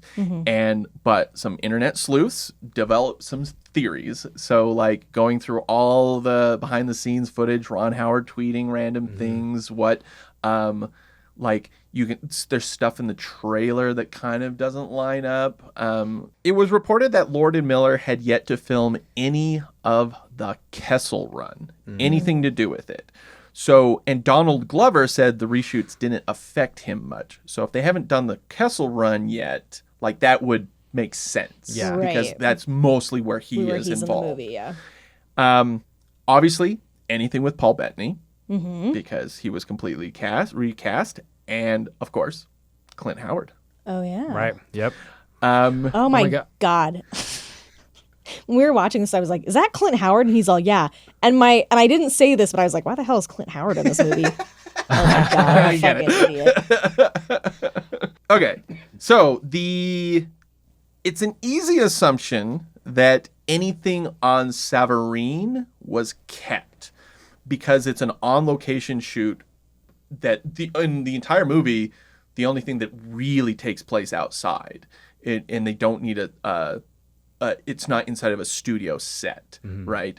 And so all the stuff on the beach. Yeah, I don't remember anything. I don't That's remember what you're where talking about at all. Infus Nest Oh, is. yeah. So Okay. Towards the end of the movie, ending right? planet, yeah. Okay. So Warwick Davis was there the whole time. Yeah. Yeah. I'm not sure. So again, nobody knows, but it's assuming like that's an easy one to say like it's probably the same stuff because it would have been just really expensive and a completely different time of year to go back. Yeah. And so, but then there's like random like Kira and Han have a conversation in it, but it's inside of a tent where you can't see the outside. Right. So like that's a good easy way to get an insert into that kind of stuff. So that's what a lot of the internet believes on that one. And then from there it's anybody's guess what's what. Yeah. Nobody's come out to say anything, Yeah. and it's also like why impossible would to tell. It doesn't matter. Yeah. It's unlike the other things we've talked about where the reshoots are just totally fucking obvious. Like nobody knows. Yeah. Ron Howard screened the movie for the most unlikely of people to get some notes. Harrison Ford. Phil Lord and Chris Miller. Phil Lord and Christopher Miller. Oh. Just like, hey, you guys want to come and watch my movie? Tell me how I did. Tell me how I did. Please be proud of me. Do you guys like my movie? This giant of a filmmaker, Ron Howard, Yeah. is just like, hey guys, you come see my movie. It'd really mean a lot. So again, very collaborative. Like there That was is not cool. really hard feelings there, and they did. They were like gave him some notes and stuff. And They're probably like, you did what we would have done if we had done what the studio wanted. yeah, exactly. exactly. Yeah, yes. I mean, how do you give... Congratulations, stooge. Yeah. How do you give notes on that? Yeah, like how do Yeah. you give notes to Ron Howard? I would have done that funnier. Yeah. Yeah. I would have had that line improvised. I would have taken out that monster. Yeah, that really killed the pace. So if 70% is so a big question of the movie, what really became like how would you credit Lord and Miller? And Right. if 70% is Howard's, he would officially be the director, and they can't give co-director credits. That's not a Right. thing the DGA does. Right. And Hollywood was prepared for a DGA fight for the ages to see if they were going to fight for any of this Any kind of credit, stuff. yeah. Instead, Lord and Miller didn't dispute any of it and settled for executive producer credits. Yeah, I mean, I don't know. I feel like why would you piss off the DGA? Just move on with your life, you know? Yeah. Well, and if you've gone so far into production where you had all the sets, you had all the costumes, you had all the casting, like that's part of producing. Yeah. And you got paid. And Yeah. you're gonna get residuals for the rest of your life for it. Yeah, I mean, it sounds like a pretty good. I mean, it sucks, but like, Yeah, if you're gonna get a deal out of this, that's probably a pretty. But even then, like you're still seeing 90% of what you did on the screen, right? Yeah. All the sets, all the Right. characters, all the costumes, all the look of the film. Like It would've been it's a- the same cinematographer. And Yeah. so It would have been a way bigger fuck you, like if all the aliens. yeah, it would have been a way bigger fuck you if they had all like if it had been really like bad from the start and like they'd been all fighting and they didn't get any credit. Like I think everyone just kind of like tried to handle this very like pleasantly so that everyone could come out on top. Yes. Yeah. And it's kind of weird that it was like this simple. Right. Like usually we're just like always talking about fights and stuff. Yeah. And no, this was just like, all right, They cool. didn't fucking like trank it up or whatever. Yeah, exactly. Throw a hissy fit in someone else's house. Yeah, they got real tranked. Dude, they got so fucking tranked on this movie. It was crazy. They tranked around and found out. Clint, Ron Howard, wrap up the production. Okay. It's disappointing that any company ever feels like they have to make a change like that. It's rough on everybody and disappointing for everybody. And I've just tried to come in, and of course, Phil and Chris's fingerprints are all over the movie, given how much they put into it and the time they put into it. I hope fans won't even think about how the movie was made. They should just lose themselves in it. Yeah. I mean, I think that succeeded because honestly, like, this is only the second time that I've watched the film. And I remembered all of that at the time. I forgot about all of this, like watching it again. Like I didn't even like, I saw like Lord and Miller executive producers and like nothing clicked for me. And then like directed by Ron Howard. I was like, oh yeah, that's right. Ron Howard did this. I completely forgot. Yeah. So yeah, I mean, I completely just lost myself in this movie and I was like, I'm going to try and enjoy it again. I wish I could do that. Ian can't turn off his brain when he watches movies. I cannot. God, that which sucks. we might talk about here in a minute. So, Solo, a Star Wars story, finished its own Kessel Run, if you will, on May 25th, 2018. Rotten Tomatoes, 69% with critics. Yeah. Nice. Yeah. 63% with audiences. Not as funny of a number. So the pretty little line there. I think that's about right. Yeah, Yeah. that's to me. fair. 69% of a movie is still enough for me to enjoy it. Yes, still good. It's still fresh. Yeah. So so Ron Howard had to redirect 85% of 70% that was done, and then that 85 of 70% got 69% with critics. Yeah. That's how numbers It's a work. lot of percentages. That's math. My brain hurts. Look, that's just how math is. On a budget of $300 million. Oh my God, that's so much money. Which is by far the biggest budget we've ever discussed. I think they were aiming for 150, 200, but then when you have to reshoot Everything. a whole bunch of it, And then you have to pay Lord and Miller and Ron and Howard. Ron Howard. yeah, and then also, oh, by the way, we're throwing a giant monster in there. Yeah. Like all that kind of stuff. It all starts adding up. The Cape budget alone. So, 300 million, it grossed 213 million in the United States, 393 million worldwide. Okay. But not good for a Star Wars. Not at all. Yeah. Reports said the movie needed to gross at least 600 million to break even. So, one of the biggest bombs in history, like just huge. Howard believes the failure was because it opened in May, peak summer competition, and it came out like 2 weeks after Infinity War. Oh. That'll do it. Yeah. Wah, wah. Yeah. And Deadpool 2. And then the last 3 Star Wars films released in December and did enormously well. Kind of. So The Force Awakens was this enormous, biggest movie of all time kind of thing. But then Rogue One was a really big one, which was kind of like a gamble. Like, they're like, is this going to work? Really worked, made over $1 billion. And then, so Force Awakens made like $2 billion. Last Jedi made like 1.5. So there was a big drop there, and they were really concerned about that. And then 5 months later, Solo hits. So perhaps there was Star Wars fatigue. Who knows? Yeah. And after going solo, I see what you did there. That's your husband. Hilarious. Funny guy. He's so funny.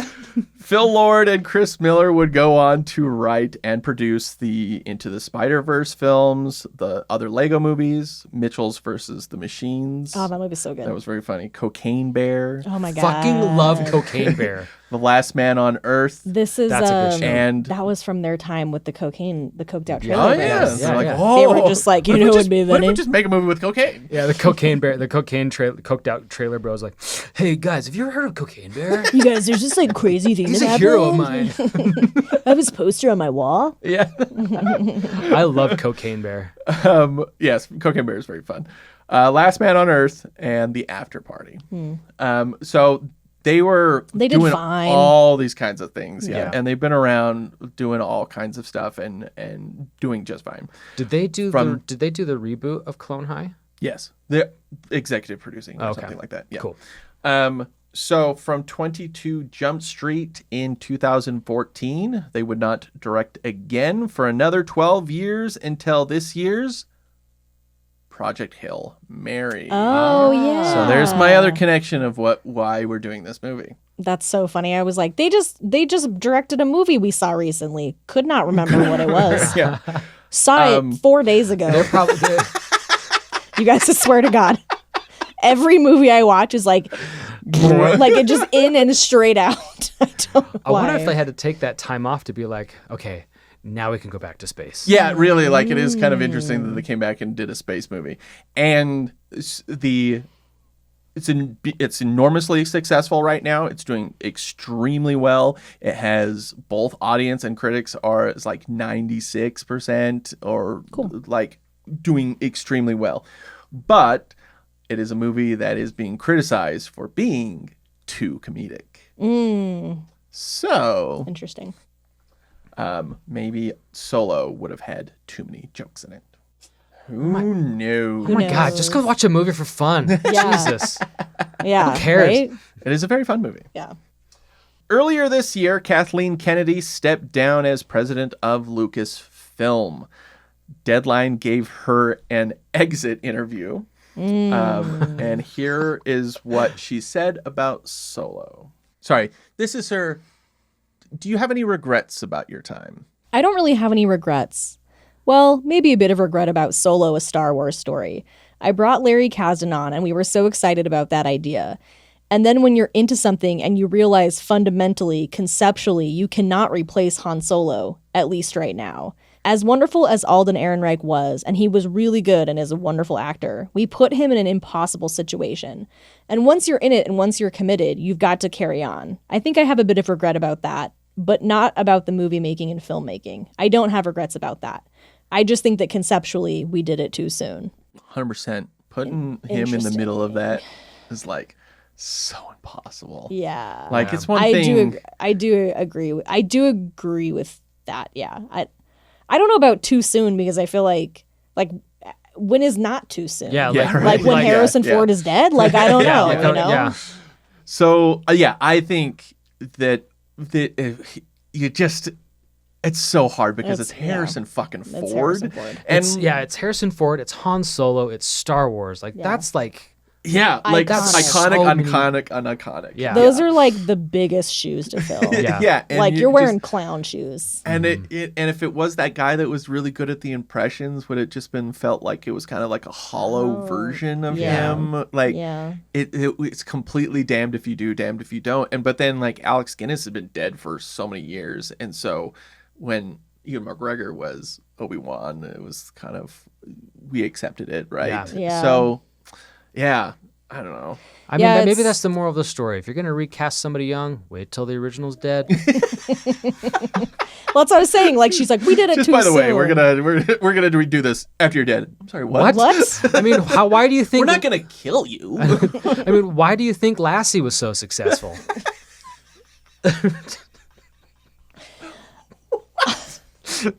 They recast the dog. What's the other dogs were dead?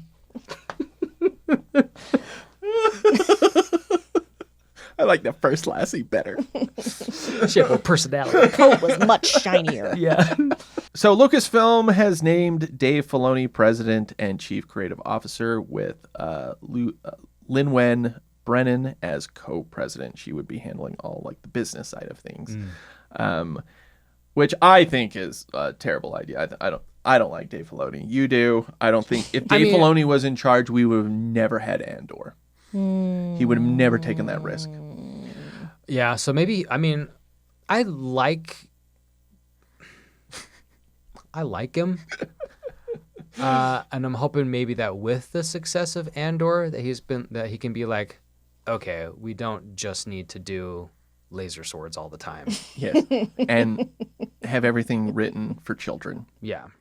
Anyway, no, yeah. So I don't know where Star Wars goes from here, and like I'm not necessarily interested in seeing Mandalorian and Grogu because like the first season was fine, the second season was better, and the third season was awful, and then Book of Boba Fett was trash.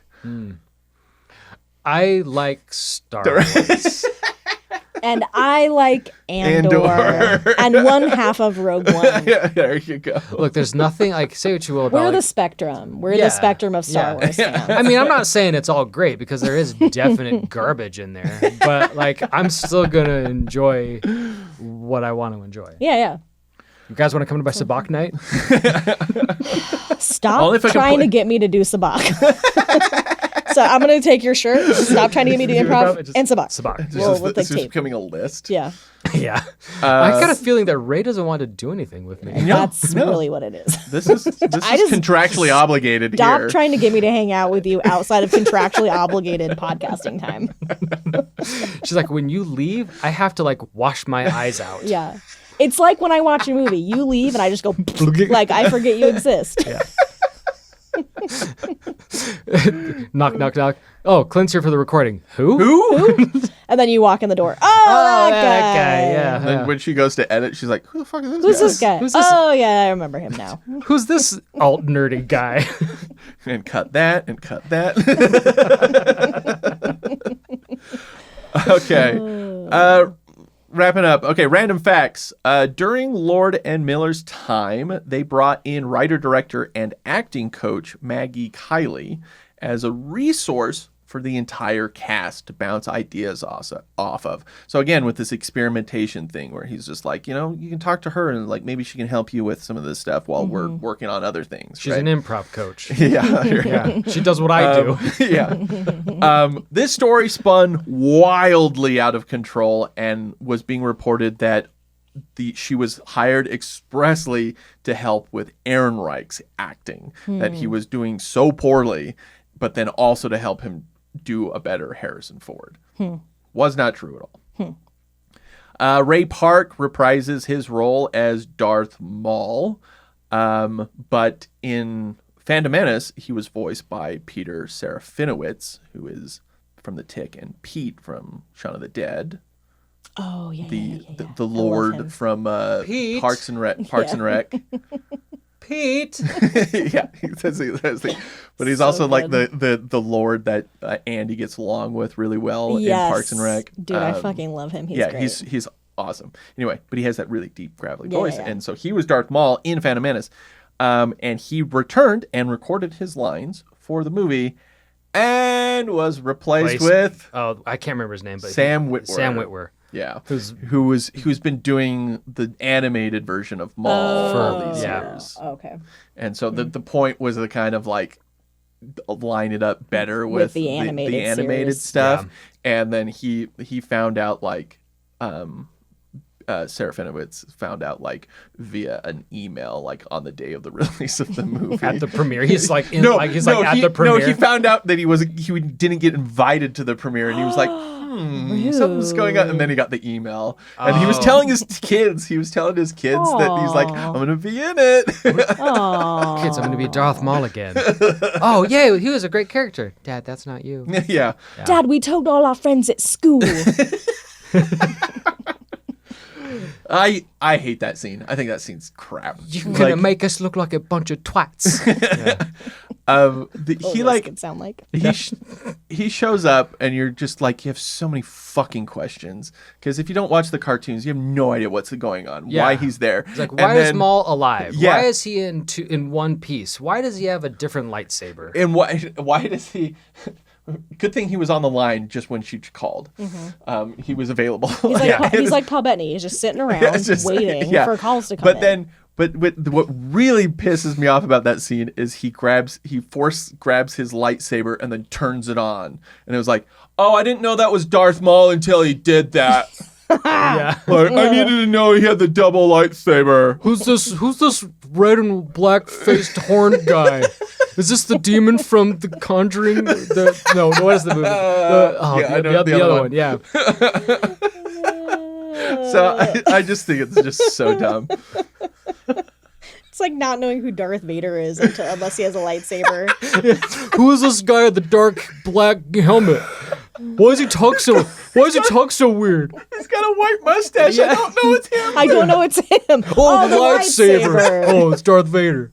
Okay. He's infiltrating our group, our clubhouse. Phil Tippett did the hollow chess animation. No, you can't wipe them off. They're holograms. Remember who Phil Tippett is? Yeah, he's a stop motion dude. I remember him. I only remember him from the ILM documentary. Yeah. And he became the dinosaur guy on Jurassic Park, and he did Starship Troopers. Which is a movie I do remember very well. A show I do remember. It was the ILM documentary. Lastly, Alden Ehrenreich points out that troubled Star Wars productions have been in their DNA since A New Hope. Yeah. Because that movie was a shit show, which I'll eventually get to, but like it's always been a thing. So everybody calm down. We're just going to do a Star Wars are a shit show? Well, I mean, look, the Star Wars don't even come out in order, so why should we do them in order? Yeah. It's like... Good point. Yeah. Good point. Yeah. And that's teaching your kids how to count. 4, 5, 6, 1, 2, 3, 7, 8, 9. 4, 5, 6, 1, 2, 3, 5, Rogue One. 1 again. Solo, also a 1. Yeah. These kids were homeschooled. Their dad's a Star Wars fan. I'm sorry, I don't know. This is how they learn to count. They get to college and they're like, man, you guys are really dumb. Like, yeah, my dad likes Star Wars. Home taught. Yeah. Was Solo a Star Wars story worth it? I'm hard. You like Star Wars, don't you? I've heard. I've heard, yeah. I feel like, I mean, why did they hire Lord and Miller? I'll never know. And they never, like, it's just a weird thing. Ron Howard, like, I don't know. I don't feel like you need an Oscar. For someone who's two-time Oscar winner, who does great films, to come and do, like, a Star Wars movie just kind of feels weird to me. I get, like, his wife's like, you're going to regret it. I just feel like we could have gotten a better Solo movie. Mm-hmm. Although there are elements about it that I do like and enjoy. I think it could have been better. So I'm going to say no, it wasn't worth it. Yeah, it is hard because I think I'm going to agree with that because it's like it's not a very good movie. It's fine. It's fine. Like it's a fine movie. 69% fine. Yeah, 69 fine. It's about that amount. Yeah. Like that's and so it's fine. And then but it didn't really like do what they wanted. Like it didn't spin off any additional like shows or anything. Like it doesn't. It's kind of like it is kind of this like blip. This like kind of embarrassing like stepchild on like the Star Wars of the Star Wars universe where she's like don't talk about it. Well, especially since like so much of it is unresolved. Yeah. Right. Yeah. Like it just seems kind of you made a movie to be like, well, we're obviously going to make a sequel. Right. Obviously, this is going to do well enough to make a sequel. And then it bombed. And now they're like Star Wars. Yeah. I mean, you would assume, right? And Can't then, but lose. it just seems kind of like, oh, we probably shouldn't have done that. Exactly. Yeah. That's what I'm like. If it had done well and they could have continued making sequels or making other movies and continued the story, then it's just like, oh yeah, like that makes sense. It's almost like how I was like, like Rogue One was almost not worth it until they made Andor. Then it's like Rogue One is the best Star Wars for me, right? Yeah. And so it's like if there had been something some other reason for it to exist, then it would have made sense and would have maybe been worth it. But yeah, it's just kind of like the standalone like of a movie. Yeah, we were talking about it last night. Like it just moves constantly. It never has like moments to breathe, and you're just moving on to the next thing. And like, there's never like a moment where Han and Chewbacca jump into that ship and they're just like, "We're doing the next job." Did you talk to these guys at all? Yeah. Like, do you know what their skill set is? Yeah. Like, you don't know anything about them. Like, just something like that. Or when they were doing the Kessel Run, we were like, I kind of wish I knew what the plan was, so I know if it went shit, I know what the stakes were. What the stakes were. There were no stakes in any of their heists because they never fucking explained to you what they were gonna do. Yeah, so like, you know what whole they needed to scene- happen, and when it goes to shit, Yeah, like the train robbery, the great train robbery scene where Tandy Newton dies. I was just like, what were they even trying to do again? I don't know. Like, I didn't understand like what the fuck the plan was. Yeah, and what they were trying to do, and so it wasn't like I kind of found myself just like zoning out during it, and then I'd be like, oh yeah, that's right, I'm watching a movie. Like I did that so many times during this movie, like just got bored and zoned out. Well, and it was an unnecessary like mystery too that they kind of brought in there when they like you realized that they weren't stealing for themselves. Like, I work for Crimson Dawn. Like, okay, well, what's Crimson Dawn? Like, it's Dryden Voss, and you're like, okay, well then Dryden's like, if you knew who I reported to, I was like, well, who's the real bad guy? Who should I be worried about here? And then at the end, it's just like, oh, it's Darth Maul. Yeah, and then there's like where they kind of shove the rebellion kind of into it just feels really forced. Yeah, like the Infant's Nest or whatever her name is, and Infant's Nest, and like the whole opening is like. In Corellia, Lady Proxima rules with an iron fist or whatever, blah, blah, blah, blah, does not factor into the movie at all. Like, so why do we even care about any of this? Why is it even part of like the opening like epilogue? Yeah, like, why are you even telling me? Yeah, that the opening text was so like it could have just been Corellia shithole. Like, yeah, no, I think this movie could be vastly improved if you just went straight to.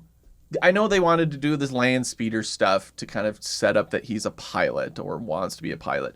But if you went straight to maybe halfway through that race or just when they go into where they're trying to get out, if you just started the movie right there, you don't need any of the previous information because you can tell that they care about each other. You know that they're on the run, that they're trying to get out of a bad situation. Yes. You could have saved a ton of money on puppets. Yep. And it just like it would have just made you go, oh god, and then just left it to the viewer to fill in the blanks, to respect your intelligence instead of telling you every fucking thing. Yeah. And it would have started it on a more, I don't know, because I do think it starts off really rough. The first that all the stuff on Corellia is not good. Like it's rough. Mm-hmm. Yeah. But I know I agree with you because there are things to really like about it. I do think the Kessel Run is a lot of fun. Yeah. Donald Glover as Lando is incredible. Great. So funny. I liked Phoebe Waller-Bridge, the droid. I think she's fine, but then it was kind of like she's part of the ship now. What? The ship has a consciousness? Again, none of this shit came up in the previous trilogy, like the originals. Like, what are we doing? Yeah. Well, no, so they had to explain the Navicomputer. Because that was important. I mean, so was the Kessel Run in 12 parsecs. That's just as important. They have to explain all this stuff. I liked Emilia Clarke. I liked Paul Bettany. Emilia Clarke's great. Yeah. That's what's so weird about this movie is that there's a lot of individual pieces that are good. Like none of the actors are really bad. Mm-hmm. Like it has the DNA of Star Wars. Like it's not like it's poorly made. Like it's like you said, like Ron Howard is a craftsman. So like it's not like it's poorly made. It's just everything together. There's something about it that doesn't click. Like it's not fun. Like it's not a fun movie to watch, really. I don't know if I agree with that. But I don't think it's very the Kessel cohesive. Run. That's fair. It's just not. It just because it's just constantly moving and you don't have like a time to like catch up to what the hell's going on. And once it looks fucking fantastic. Oh yeah, the look of it is amazing. Incredible. Like it's the best Ron Howard's best looking film. Yeah. The cinematography is so good in it. Once even the production design, like I love the costuming, I love the sets. Yeah. Like There's not one moment in the movie where I go, ooh, that looked a little rough. Yeah. No, it all looked fantastic. Even like dumb stuff, like Lady Proxima looked cool. Oh, yeah, totally. Especially when That she was a started cool crying in the puppet. sun. Yeah. So that's what I mean by it's you start picking it apart and you're like these pieces are all good. Why is the movie bad? Yeah. It doesn't make any sense. Yeah, it's like the physical parts of it are good. It's just like the soul of it is not working. It's something lacking. I think it's just it's for how few characters there are in it. It does feel too overloaded. I think they're just they were doing too many things because there was Corellia, then there was the war planet, and then where he meets Chewie, and then there was the train sequence, and then also the Kessel Run, which I seem to remember was the end of the movie. Yeah, and they were like, "Oh, this is and halfway there's a through." whole other section. No, Lisa said this exact same thing. We're watching it, and the Kessel Run's done. And she's like, God, this is the longest movie ever. How much time do we have left? And I paused and I was like, we got like a whole other like 50 minutes. It kind of goes. What else happens after that? It's so the beginning is rough. So it's kind of like, and then you get to like the stuff where when you get like Lando and Emilia Clarke's character Kira, and when they're all together and they're doing the Kessel Run, then it's like yeah. And then you get to the end and it's like, oh, by the way, the rebellion and blah blah. You're like, and this nest isn't just another. We're not the bad guys. We're the rebellion. You know, I don't care. Yeah. So that's why it's such an odd movie, because it's not bad. I just didn't like it. Yeah, and I'm not I understand quite that. sure why. Yeah, and I was kind of excited to watch it again to kind of be like, because I felt the exact same way after the second time. I was just like, all the same problems were still there, and I kind of wanted to just like let it happen. Last two things I will say, I do think Alden Ehrenreich is not great in it. I think he's fine. He's doing his best. And he's doing something. If he was not Han Solo, I would be like, cool, this is great, this works. But because he is Han Solo, he doesn't seem like the same character to me. Yeah. And there's some things with that, like Ford conveyed confidence, even though he didn't know what he was doing. Like Solo often is thinking on his feet. I think that Ehrenreich comes off as smug, and that's very different. Yeah. And with it, he comes off kind of dumb. Like some of the situations that you're just like. You could argue this is young Han Solo, though. Yeah, for sure. He has not become full Solo yet. Yeah, for sure. This is proto Solo. Yeah. But I will say, it is the best Chewbacca film. Yes. Okay, that's fine. That's fair. Chewbacca is fucking awesome. He is so great. I love that he does scene. kick a lot of ass. I love that scene when they're like, he gets in the shower to wash off, and you see Chewbacca's feet, and he's like, we couldn't do this one at a time. He just looks at him. Yeah, Chewbacca is really good. Those moments did feel like Han and Chewie to me. Yes, like yes. that. Yeah. How Their rapport. I don't care. Do your own thing. Yeah, like that worked. We're just friends, all right? You're touchy. I do. Yeah, what do you know? Yeah, like their rapport. There's was moments good. of it. You're 190. Yeah, you look great. But I do think that part of it is that they gave him an impossible. Yeah, an impossible task. 100%. Yeah. I don't know. Be Harrison it Ford, sucks. but don't be too much Harrison Ford. Yeah. It's just walking this line, and it felt a lot of falling off both sides of the fence, and it was just I don't know. Yeah. It didn't work for me. Yeah, that's basically how I feel about this movie. If yeah. you were asking me if it's good, I'm like, yeah, but I don't like it, which is a weird place to be. And if you're a kid, and that's You your probably first think it's introduction to Han Solo, you'd love it. Yeah. Right? I keep asking myself if it's rewatchable, and then I'm just trying to think of like how long it had been since I've first. Because when did it come out again? 2018. So I can watch it every 8 years. Yeah.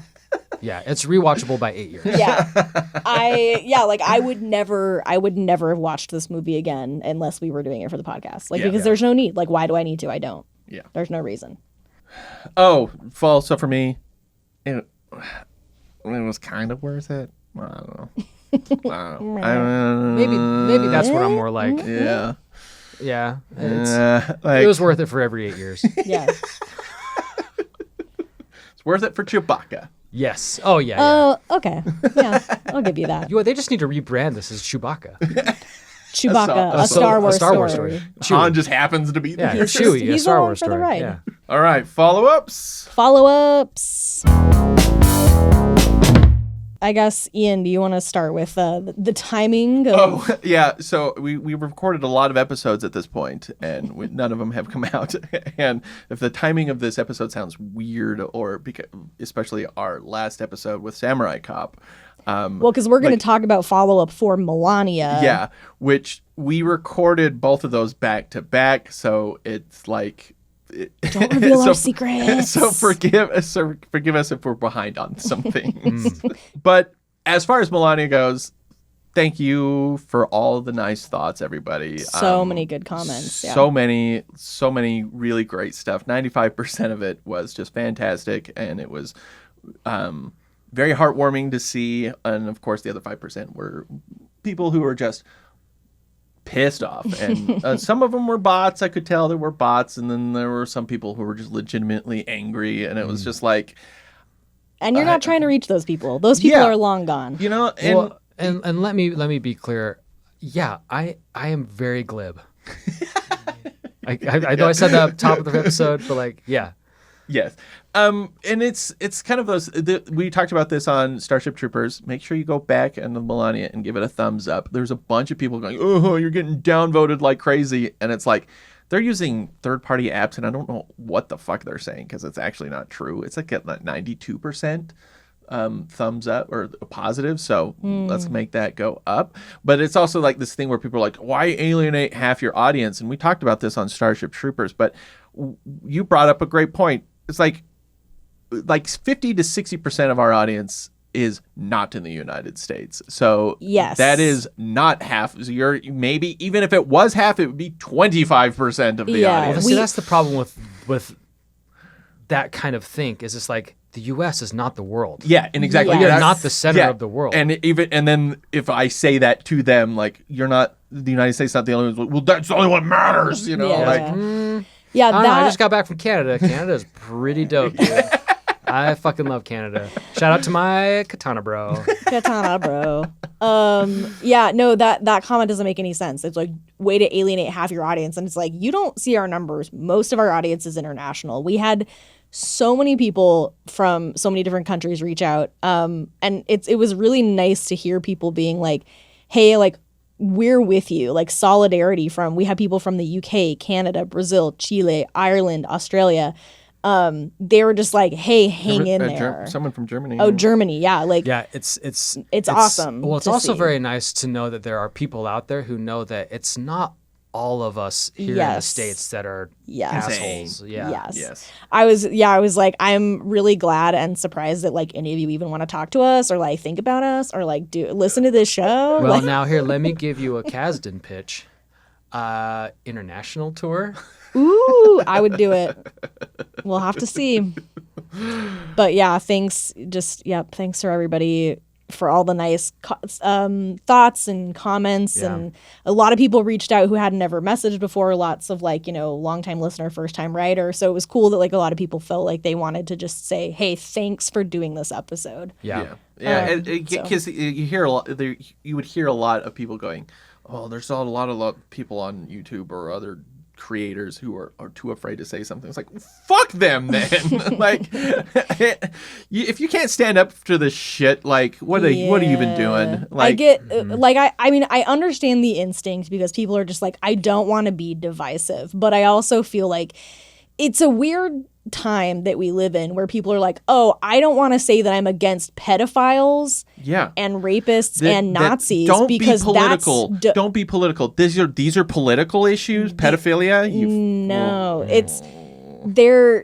It's gone beyond. It's gotten to the point where it's just like you have to say something. Like we don't want to be a political show. Fucking course we don't. We want to talk about dumbass bullshit with movies. Yeah, we just spent the last 2 hours talking about how this is an awesome Chewbacca movie. Yeah, this is what we want. That's what we want to talk about. But we have to anyway. But we live in this shitty time, and until we don't live in this shitty time, I'm gonna bring it up. We're gonna speak our truth. So sorry. not sorry. Sorry, not sorry. Yep. Do we need to talk about justice for rats? Yeah, go ahead. There was there was lots of people that pointed out that like saying us making fun of like The a rat rat king, Yeah, like that all they're these all rats, that it's an injustice to rats. They were like a lot of like pro rat people, which like listen. Love it. Awesome. Love rats. Had a pet rat as a kid. So I actually do feel very bad that we were comparing these horrible, horrible men to rats because rats are very like sweet, empathetic, smart, so smart.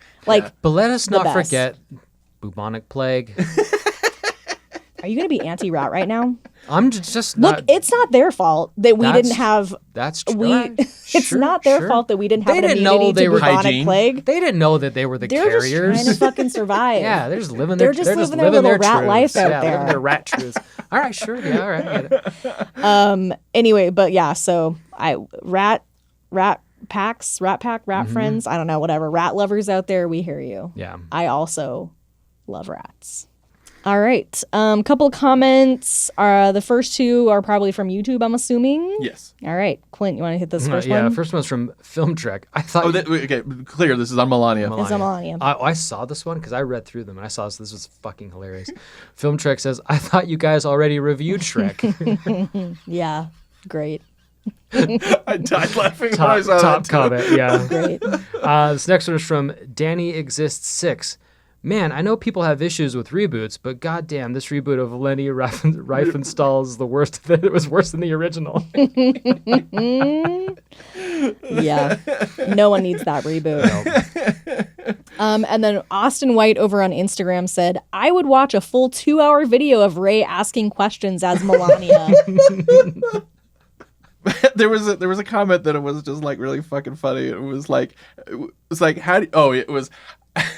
how do we not know that she's a wizard at Adobe Acrobat?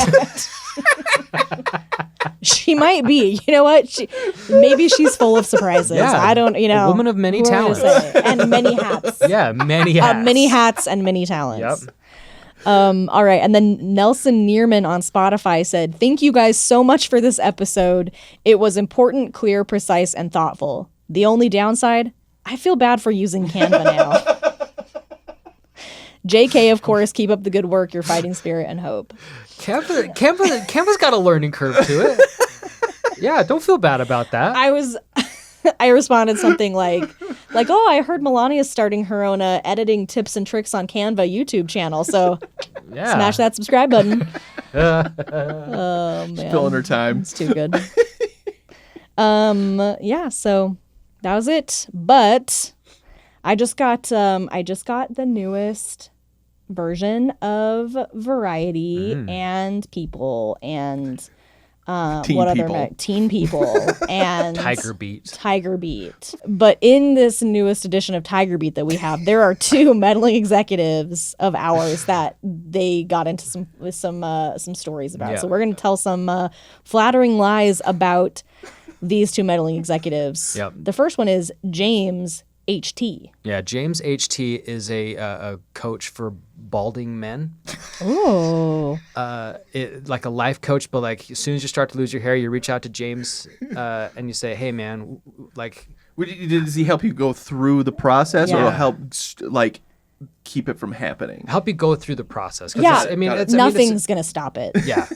And you no just matter have to, how many Hims pills you take. You have to. You have to come to terms with this. Clint. Oh, I did. James helped me with that. He did. Yeah. No. I met with James and I said, "How do I just feel better about this?" He's like, "Look, you are a beautiful alt nerd. Yeah. You are the ducky of our age. You are the ducky of this podcast. Yeah. He's like, and your baldness does not define you. Oh, that's beautiful. He's like, no matter how much attention you bring to it, or try to hide it with beanies. He's like, you're still just a very beautiful, beautiful man. He said, I'm going to tell you the same thing I told Melania, which is get a lot of hats. Yes. You're going to want to up your hat budget. Yeah, he's very good at the like accessorizing. Yes. All kinds of hats. Cowboy hats. Fedoras. This beanie, for example. Trilbies. All of them. Golf caps. Also a hat. The sun hats for British ladies in the garden. Pirate captain. Pirate captains. Tri-corner. Yep. Chef's hats. Is that why it's H-T? Is his name James Hat? It James. It is. That was a typo. It's just James Hat. Ah. Yeah. If you want to get James Hat's advice, you gotta be balding.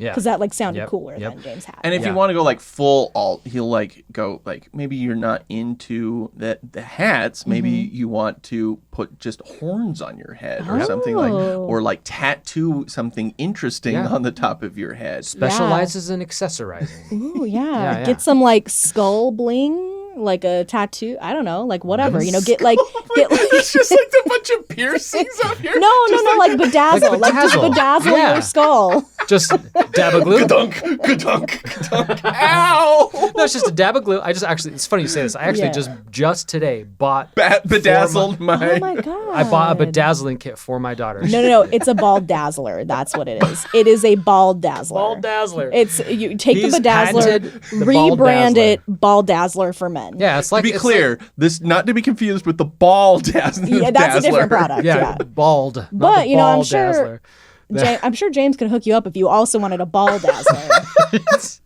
Both. All things Manscaped. Yes. If you want to, if you have something that you need to on your male body that you want to just zhuzh up a little bit, he's got you. Bedazzle your bald, bedazzle your balls. Yeah, it's like a booby tassel, but for the top of your head.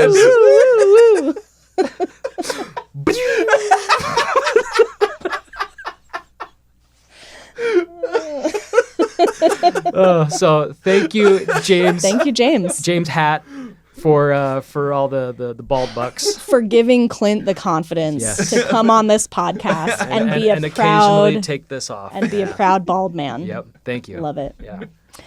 All right. Our next meddling executive is Randolph. Randy. You've been hanging out with Randy. Now, have you heard about Randolph? Because I heard about him. Did you have? You got to remind me. Well, okay. So he is actually an old tycoon baron.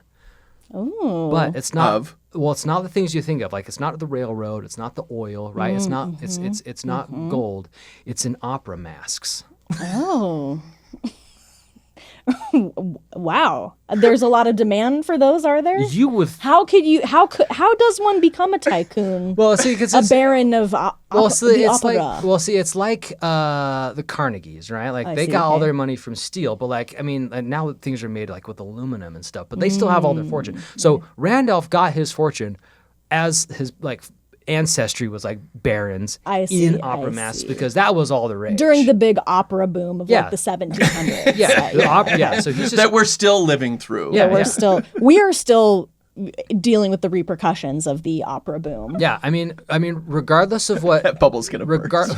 Regardless of what Timothy Chalamet may say about opera, it's still relevant. So much, in fact, that Randolph gets his fortune from opera masks. Wow. Is it masks for the performers or masks for the people in the audience? No, it's for the is it for the phantoms? Just the phantoms. Just the phantoms of all these operas. That's why it's so mysterious and not a lot of people know about it. Yeah, and it's very specialized, right? Because each opera house, $2 million to keep it going. Yeah, but every opera house, every theater in the world has a phantom in the basement, right? A grotesquely deformed man usually. Yeah, it's written into down their there. Down there. Seething. Usually maimed during the making of the construction of the opera. Yes. And they just left him down there. Right. And so then he has to go in and each mask is specialized, measure the face, do the whole thing. It's it's business. Much more comfortable, much more efficient. Much more lightweit. Yeah. Yeah. They're made of carbon fiber. Yeah. And coaxium. Yeah, coaxium. Carbon fiber infused. So they're strong, durable, light. They're going to last forever. And just outlive you. Yeah, and just think about how many theaters and operas there are out there. Millions, hundreds of millions. Many. Enough to be a tycoon, it turns out. Well, I mean, because they're also having babies down there, right? Yeah. And so they need it for all their scarred babies. Whoa. I mean, this is fucked up. No one is scarring babies. They weren't born that way. Exactly. But think about it. And it's not just have big. To keep the phantom going. Yeah. And it's not. Mystique. And it's not just. My father was a phantom before him. And his father. I mean, it's not just big theater, an opera house. It's even like small, like even Just my like movie theaters. Oh my even, God. Look, even like small black box like improv theaters, like they have phantoms. Oh my God, the Phantom of the Improv Theater. Shut the fuck up. Just stop talking. Write that right now. He's just out there just making shit up. And Randolph has a side gig with this business. Do I even want to say this? I'm scared. I'm personally really very useful scared. for sex parties. Yes. Oh, Eyes Wide Shut parties. Yeah. Yeah. Okay, I see now. So how he became a tycoon was just general mask production. Yeah. So for Phantoms of the Opera, for Eyes Wide Shut sex parties, for Masquerade, any of your mask masquerades. needs. Yeah. Masquerades, cult Whatever. parties. Yeah. Not just masquerades. It's got to be a masquerade sex party. Guy Fawkes Because rebellions. Yeah. The masks have to be durable for the sex parties and stain proof. And Yes. and very antimicrobial. Dishwasher safe. Dishwasher safe masks. Look, someone needed to come in and fill this niche in this business, and Randolph did it. And it's just like, because it's like a phantom that's underneath the opera, but like, there's probably not a dishwasher in the opera, so he's like sneaking into people's houses, like putting his mask. Honey, what is this? Honey, have you been going to one of those eyes wide shut parties again? And you've been going without me? You know I love those. This one doesn't fit me. It is seriously like one of my greatest joys to make the two of you laugh the way that I've done. You are the phantom of this podcast. Yes, yeah. Yeah. That's why I think I got my glasses on today. I got these glasses like custom made from Randolph. Oh, Yeah, it's your own type of mask. it's my own type of mask right now. Yeah. Well, and it had nothing to do with the fact that my contacts were bugging me. the podcast is coming to an end, so we need you to get back in your cage. Yeah, he's the Phantom of this. He's the Ducky of this podcast and the Phantom of this podcast. Oh God, he's doing improv again. Get out of here! Did you also know that I was a mime in high school? I'm not surprised. It's that weird fucking guy wearing beanies doing mime shit. I don't know. I love who I am so much. I do too. Big And deal. I love that you love that. And I love that you've been able to embrace your phantom side and your bald side. Yep. Thanks to Randolph and James HT. They've really made me the man I am today. They really have. But I'd like you to know we're going in a different direction. Created. Now I know how Lord and Miller felt. Yeah, we're gonna get Ron Howard. I've got just like awkward. Like this just pops up. Breakfast with Ron Breakfast Howard. with Ron Howard. Wait a minute. What is this about breakfast with Ron Howard? Look, if you got We Ron, got one of them phantoms too. yeah. Look, if you seriously got Ron Howard to like replace me, I'm like, yeah, I get it. I get it. Sure, just suddenly like we've all been replaced. Yeah. With much famous And people. much more famous people. It's just like, wait, what are we? What? What is is this this even our now? podcast anymore? You still have to do research. Yeah. It's just a job. Ray and I are writing jokes for him. Like, yeah, we just become the writers. For Yeah. them at that point. I mean, like honestly, that'd be Because fun. they don't do improv. Yeah, no. No one can do what I do. We would become the Kasdans of this podcast. And then anytime they went off script, we'd just be like, No. The joke is this. we wrote the words. Say the words. The joke is sex parties. Oh. Always go back to genitals. Bald Dazzler, not Bald Dazzler. Oh man. All right. Well, thank you, Randolph and James HT. And if you would like to become a meddling executive or just a patron in general of ours, you can go to patreon.com/itwasashitshow. And if you sign up with the meddling executive tier, we will make sure to tell flattering lies about you on this podcast. So Yeah. And no promises, but it will probably be wiener related. it will go off the rails. We'll come back to it somehow. As per usual. Yeah. Yeah. That is a guarantee.